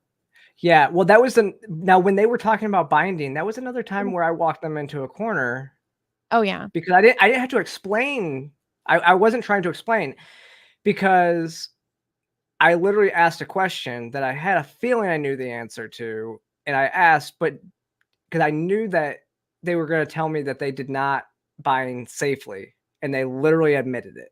I was like, so you didn't take your doctor's recommendations, and now you're recommending children to get top surgery because you don't think that they're mature enough to actually follow a doctor's guided recommendations on how to bind properly. Like, that's literally what they told me. I was like, you just walked yourself into it. I didn't even have to. I didn't have to point it out because it was so obvious to me what happened. Well, you kept doing it like throughout the entire thing. They just walked themselves into corners, but they came off to me as not there to like talk to understand your guys' point of views. I think the closest that at least what I saw was when you guys were talking about the medical industry and not being there yet as far as helping people transitioning. And that's when I never leave comments on videos, but I left a comment about what Shane said because Shane was basically like, no, you need to let the doctors do these so that way we can move forward. And I was like, okay, hello, Dr. Mengele. Yeah, that's what this is what we hear so often. Because I was fighting for legislation here in Georgia to ban the procedures on minors, and I was sitting in a Republican's office who's a doctor, and I called this thing a giant experiment because we don't have it's the same thing we've done with other stuff where it's like, we don't have the information, but we're going to continue with this experiment on a mass scale. So maybe we'll get the data from all these people because now we have this huge test group. And he was like, I think that's he basically told me that he thought that I was being like, it was hyperbole to call it an experiment. Like, he basically took offense that I called this thing a giant experiment. Well, what do you call it when we don't have the data and we're still pushing forward? Like, we're doing the exact opposite of what we should be doing. When you don't have the data, you take a pause and you get the data, right? Like, that's what would seem like common sense to me. They're practicing medicine. It's not this is 100% going to work. And they say that all the time with every single thing. That's why you have to sign, documents. I don't know if you've ever had surgery, but when I was a kid, so I had to have corrective surgery because I was born without a tear duct. It's a genetic mutation that runs on my mom's side of the family. And so basically you have two tear ducts. You have this one that creates the liquid in your eye to keep your eye like moist. And then you have the one in the corner, which drains it. I was born without it, so my eye constantly cried. And so my mom had to have the surgery when she was little. My grandma had the surgery. And so my mom had it. She's like, I almost went blind because they fucked it up. And then my grandma, same thing. But it's supposed to be better now because it's advanced, because it's you. Looking back at it, I'm like, I don't remember ever like them asking if I wanted to do it. They just told me when you get to this age, you're having the surgery. Like, I was just told. Wow. Yeah. And so I had the surgery. They didn't take into mind that I have crazy metabolism. So they didn't give me enough anesthesia. I woke up in the middle of the surgery. So my eye was permanently messed up. And so they put the tube, which was too big. They were like, oh yeah, we'll put it a little bit bigger because I was very small. They're like, you're going to grow into it. I did not. They put a tube inside, like they took out bones in my nose. They put a hard plastic tube, not one of the rubbery ones that will move, hard plastic tube in my eye, and it went all the way through my throat, like, or my head to the back of my throat. In high school, I played water polo, so I got punched in the face a lot. I sneezed, and a tube this long popped out of my eye. Oh my God. And because the doctor did it wrong, which he fled the country after this because my parents went to go sue him because they knew it was messed up after, like right after the surgery finished. But so he put it in so badly, it's wrapped around a bunch of nerves to get the rest of the tube out of my head, not going through my throat or my eye. They would have to cut my face in half and get it out because he put it around so many like connective nerves and stuff, and I could go blind. So I'm like, yeah, and that's for like not a gender changing surgery. Yeah. It's just so my eye wouldn't link anymore. Like they don't know what the hell they're doing just for that. So I don't trust doctors at all. Yeah. Because of that. So I can't even imagine doing something to like because like if your eye leaks, right? That's not gonna affect, if I need to go to the bathroom or if I'm ever gonna have an orgasm, right? So yeah. I can't even imagine getting like a bottom surgery if you're like a man or a woman, or transitioning into one or the other. I had bottom surgery actually, so you did? I went through Do you regret it, or are you happy with it? I'm happy with it. Everything's worked out well. I had a good surgeon. That was thankfully. Oh, so you didn't have my traumatic experience. No. No. Well, see, but that's it. It's the roll of the dice. I'm sure you did a lot of research and you got a good doctor, but I've seen some of those stories. Well, that's the thing is, I'm surprised that there's some of these doctors that are still allowed to perform, because in the trans community, like you can go on trans Reddit and see all the horror stories on like different pages, and it's like, like everybody knows who the good surgeons are and who the bad surgeons are, right? So like there's one doctor out of New York who she's known as the butcher, and people still go to her, and I have to assume it's only because insurance is paying for it. And it's just like, but that's when you get it's a lot less risky. So I don't know why any female to male would ever get a phalloplasty, because it doesn't seem like anything happens there. And it's not if you have complications, it's when. Yeah. But the other way around, if you get it done with, if you get it done when you're an adult, there's enough tissue to create everything, so you don't have to graft from anywhere else. So it's a lot safer. And you also go through puberty, so you develop those nerves, so you generally won't have issues like orgasming and stuff like that. And the prostate is still there, so just saying. So basically, you're like destroyed. Like you're still good. Everything works. Everything works. Yeah, I mean that's the prostate. The prostate basically becomes the primary, like the G spot. Okay. Have you like talked with this like with Blair, because I know she's not going to have it done? No, I haven't. Yeah, she said she's not having it done, and I don't blame people, but yeah, I decided to go through with it. You're the first person that I've ever seen that said, "Oh yeah, it's fine, everything worked out good." Yeah, I mean everything's good, and I'm happy with it. Like I went to that must have been terrifying. Multiple doctors. I went to multiple doctors, and going into it, yeah, you're nervous about how it would come out, but everything worked great. And there's still some stuff that kind of sucks, but you deal with that. But it is what it is, and I'm happy. That's all that matters. Yeah, no kidding. As long as you're like alive and happy, and if there's any complications, you can deal with it. Like, there's different types of complications. Most of them are minor. And most of the other complications happen when they have to graft from other areas because they don't have enough.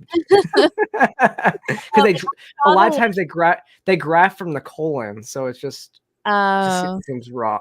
wrong anyways. I Yeah. think it was a female to male transition, and like he was showing the picture of their arm and all the skin that they had to take off to make the Well, thing. that's And what I mean.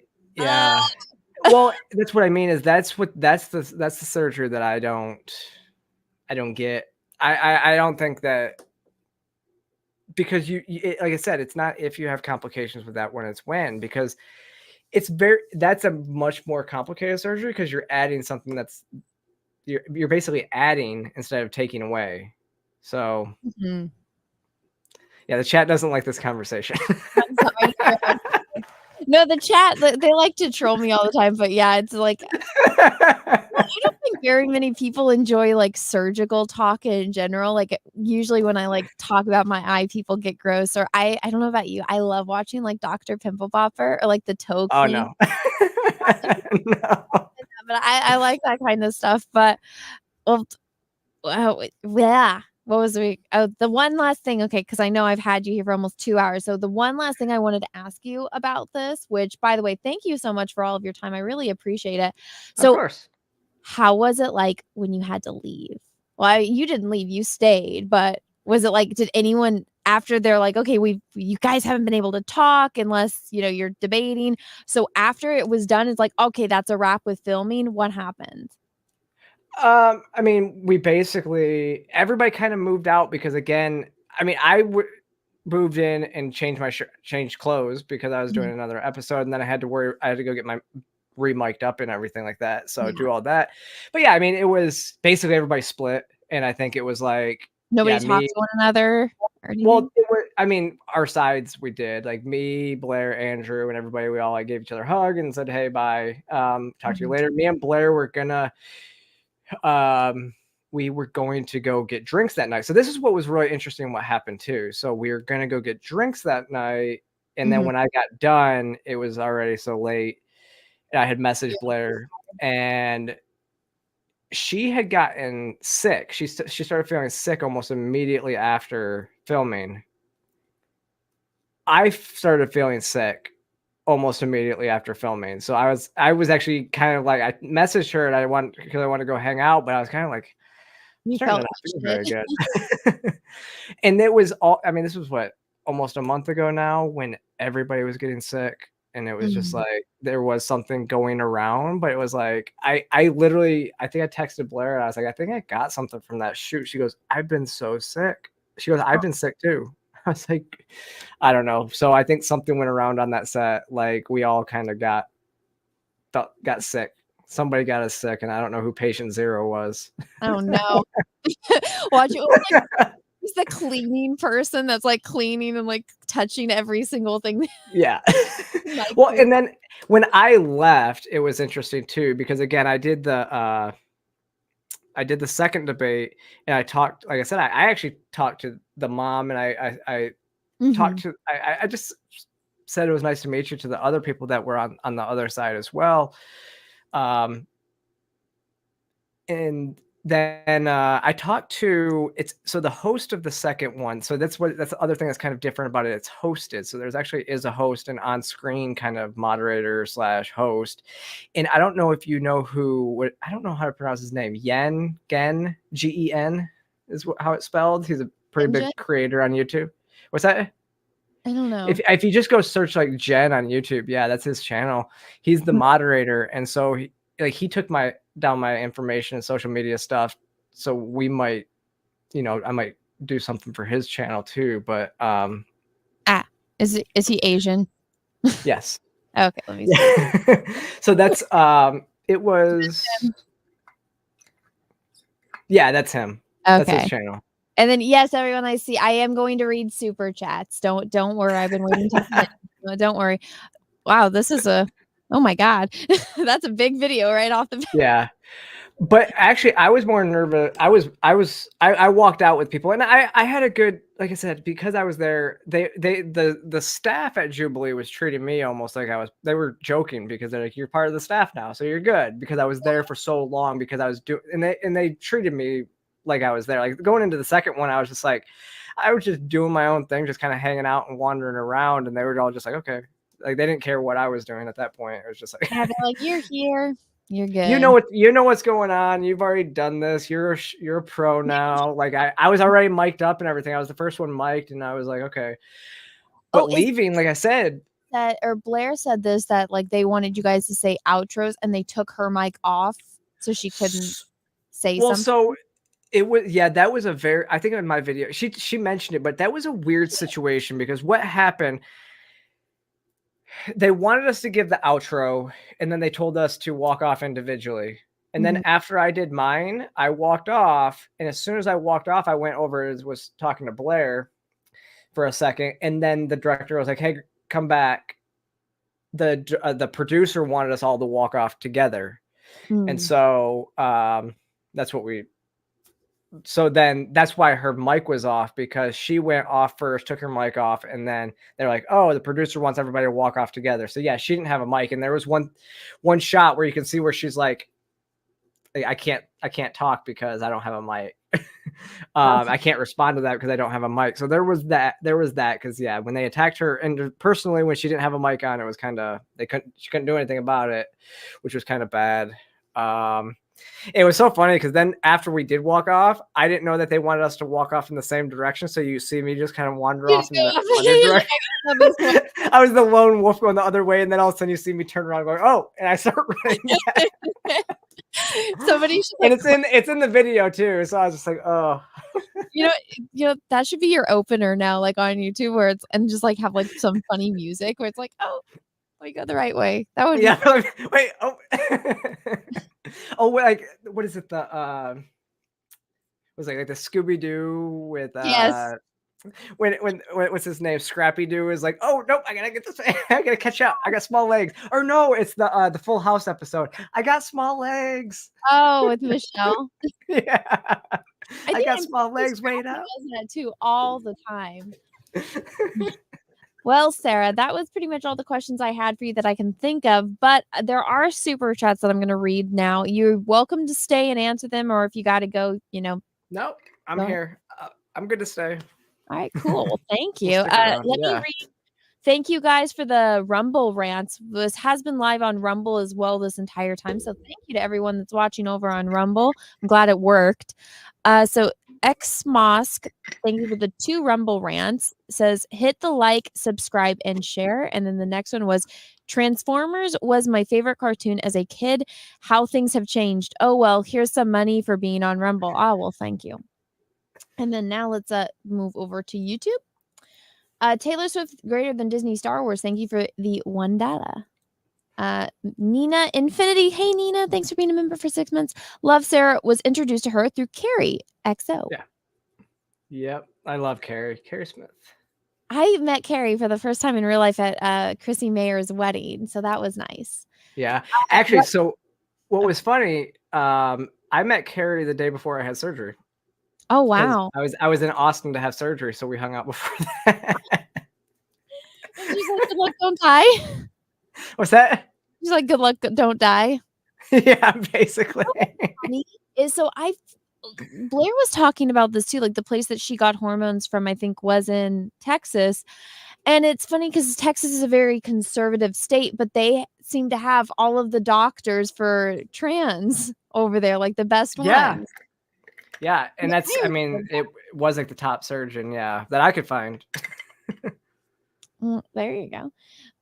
Russell Hall, which I'm going to, since you don't know who Russell Hall is he's a dear person, but he is a troll. So everything that he says, take with a giant scoop of sarcasm. How does Sarah feel about bald mask-wearing creeps who used to be fat and funny and who will hopefully soon be sad on the rebound if Juju does her job? Do you like fat, ugly, bald men? No. Okay. No, I don't. That was confusing, but no, I don't. Russell, so one of my best friends, his name is Cecil. So the story behind him, he's very funny, or he used to be funny. He used to be really fat and miserable and in this terrible marriage, and he wears a mask to hide his identity. Then he got divorced, got fit, and got a girlfriend that wasn't evil. And now he's fit, thin, and happy. And so he's not funny anymore, but he's still bald. So So you lose your funny because you get fit. That's an You know, interesting lost his concept. funny 'cause he's no longer miserable. And yeah, the fat I think did definitely help. Push-ups 2, 3, 4, 5 things about how dare you speak when a black trans woman speaks? Yeah. Did she yell that more than once? Than from what we saw, or I guess she yelled at that 3 times at least. I mean, that was the clear time. That was how well she did say, "How dare you say that to a black trans woman?" Or I think she just said, "How dare you say that to a black person?" Like I was like, but that one with Andrew was the clear, just That right was off. bait. It was Oh, such. you could see her. You could see it how she said it. She was like, "Don't interrupt me," and then she pulled back for a second and thought about it, and then was like, "You don't interrupt black." Like it was so telegraphed. Like when you, I feel like it's so hard not to laugh at that because it's like it's so ridiculous. It's not even like you guys were having a debate about race and like how different races experience things different. It was just like out of nowhere, I'm black. It's like, well, that is the thing, because if you remember, I don't know if you saw the Vice debate. It was the feminist debate, I think, on Vice that Sydney Watson took part in. Oh, I saw like a clip or two of that. Which was actually, so that went down into the whole intersectionality, because one person was using the race because as a black woman, and the other person was like as a disabled woman, and the one people and Sydney and them are like, this is about feminism and women's issues and not about all your other different stuff, because yes, we're all going to be different, we're all going to have our own things that we deal with things a little bit differently, but we're talking about women's issues here. Ironically, they had 2 trans women on that debate, and they were both on one side. And actually, the producers ghosted me on that one. I was actually asked to do it, and then when it came to doing the interview, they ghosted me. So I was like, I would have been great for that one too.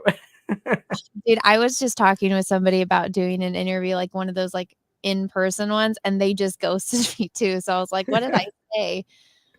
You never know. Hot Anna, thank you for the 2. Hail chat. Oh yeah, so I heard that there was so I have a very dark sense of humor, so do my friends, and we do a show Thursday night. I was supposed to host it last night. I knocked out. Like I laid down. I wasn't feeling good. I was like, oh, I have a headache. Let me just lay down. I laid down in bed at 4 p.m. I woke up at 6 a.m. And I was like, wow. The stream I was supposed to host, I was like, oh, fuck. But I knocked out. But apparently last night on the stream I was supposed to host, one of my other co-hosts took over for me. But they found I guess a girl that has Down syndrome that looks like me and apparently is hotter than me, according to I guess that's the picture in the chat. So I've been trolled all day with pictures of this Down syndrome girl. I'm like, dear Lord. The fattening, thank you for these super chat. Anna, can you please transition into being Downs? Russell Hall, thank you. How do they do the hysterectomy if it's a man? Well, that's the thing. It's your friend was a woman, right? Yeah, but I get the question, because it's trans men are men, right? So how do you have a hysterectomy if you're a man? I don't know. Russell, thank you for the super chat. Wait, Tom Cruise is anti-trans. Yeah, that was the interesting. You think maybe they cut that part out in particular because they don't. I didn't know that about what Scientologists. Scientology. They don't like trans. I didn't know that either. So I don't know if it would. I guess I don't know if he. Yeah, but he was like excommunicated when he was 16 from. I don't know if it was because of the transness or what it was, but they are very. Scientologists are generally very, well, I don't want to say conservative in their views and stuff like that. It's kind of like the Amish, to where it's like you I thought they were everyone. I thought they were like anyone they can get in. I thought they were trying to get. I'm not sure. Maybe honestly, maybe he was just trolling us and was just making stuff up. So I don't know. They all did kind of come across as liars in their after show, so I don't know. Yeah, well, I don't know. That Russell Hall, that's an interesting take. Maybe if I'm gonna go look it up now. I know, now I want to look it up. Well, so this is my crazy conspiracy theory. So you know John Travolta, right? Like Yep. from Grease. So he, I followed him and I followed his wife on Instagram, and they were like promoting their movie. He did like a Gotti movie about like the gangster, and like him and his wife, they're always in movies together. And they were like posting like game night on their Instagram story. And then the next week he posted she died of breast cancer. And he's like, she's been fighting breast cancer for years. And now she's, you know, my wife, Kelly, like she passed away. And I was like, but I've been following you guys for years. She was never sick. Like I watched my grandma go through breast cancer twice and die from it. Mhm. Like, Yeah. that she did not look like a woman that was dying of breast cancer. So I'm like, they fucking killed her. Like just like that one guy's wife we haven't seen for like what, almost 3 decades now. I'm like, Scientologist. I'm like, I want to stay as far away from them as possible. Yeah. That's Zacho. Thank you for the super chat and just a smiley face. Thank you. Russell Hall, thank you for that. Sarah, your severely retarded friend has been kidnapped by the cartel. They plan to brutally execute him unless you agree to leak. Oh my God. Russell, to lick the bacon crinkle of Star Trek's Beverly Crusher. Would you do it? God damn it. I don't know what this is. I don't watch Star Trek. Okay, so Beverly Crusher plays the Doctor in Star Trek The Next Generation. So Russell has been trying to get me to admit, he's trying to put scenarios in place to get me to do something like a lesbian act to Beverly Crusher from Star Trek. So he's just asking you, if your friend was kidnapped and you had to do it to save their life, would you do it? Wait, it's just a regular female? Yeah. Oh, of course. I'm bisexual, so I'm bisexual, so of course I would. I say no to every scenario, so now that's going to be held against me. Chris Stanley, thank you for gifting 5 memberships. Thank you. Russell Hall, thank you for another super chat. How sensitive is, the tube? Russell, stop being. It works. What if the fat, useless, formerly fat guy has a really small package? Does that make it better or worse? That would be extremely worse. Thank you. All right. And with that, I am all caught up on Super Chat. So Russell, stop being a degenerate. But all right. So your links are, guys, if you haven't yet, go over and follow Sarah. She is on Twitter. She's on YouTube. She's on Instagram. Go follow her in all of the places. Sarah, do you have anything fun coming up that you want to promote? Well, Free the People has a documentary coming out this week. So make sure to go sign over on them as well. It's going to be on YouTube. It's just Free the People on YouTube and on Twitter, on the Twitter page over there. So go subscribe over there. Other than that, I don't have any big stuff other than, Sunday. Tune back into Jubilee on Sunday. We got another one. Are you going to drop the bomb on that one too? I think it's going to be a good one, and we'll see how that one goes. But other than that, so it's a documentary that Free the People did, though. It's actually on a restaurant that refused to comply with the city of DC's COVID orders and how the city of DC came after them. So it's great. Go watch them, follow them, and that's basically it. And then I have a show every Monday night that I do live at 7 p.m. Eastern time. So on my channel. Okay, cool. That's a news show though. So yeah. All right. Well, everyone go over and follow Sarah. So like always, this stream goes to members only, but it is still available on Rumble, and the re-upload will be over on my other channel, that's Star Wars Girl Live. So if you guys want to catch it there. But everyone, thank you so much for hanging out. Leave a like, leave a comment, go follow Sarah on all the places, and I will see you all later. Have a good night. Bye. I'll tell you where I thought I came in the forest, when the lightsaber goes like this and flies off. I said, oh, what a great entrance. Ah! Ray caught it? She hasn't even been to Dagobah for train.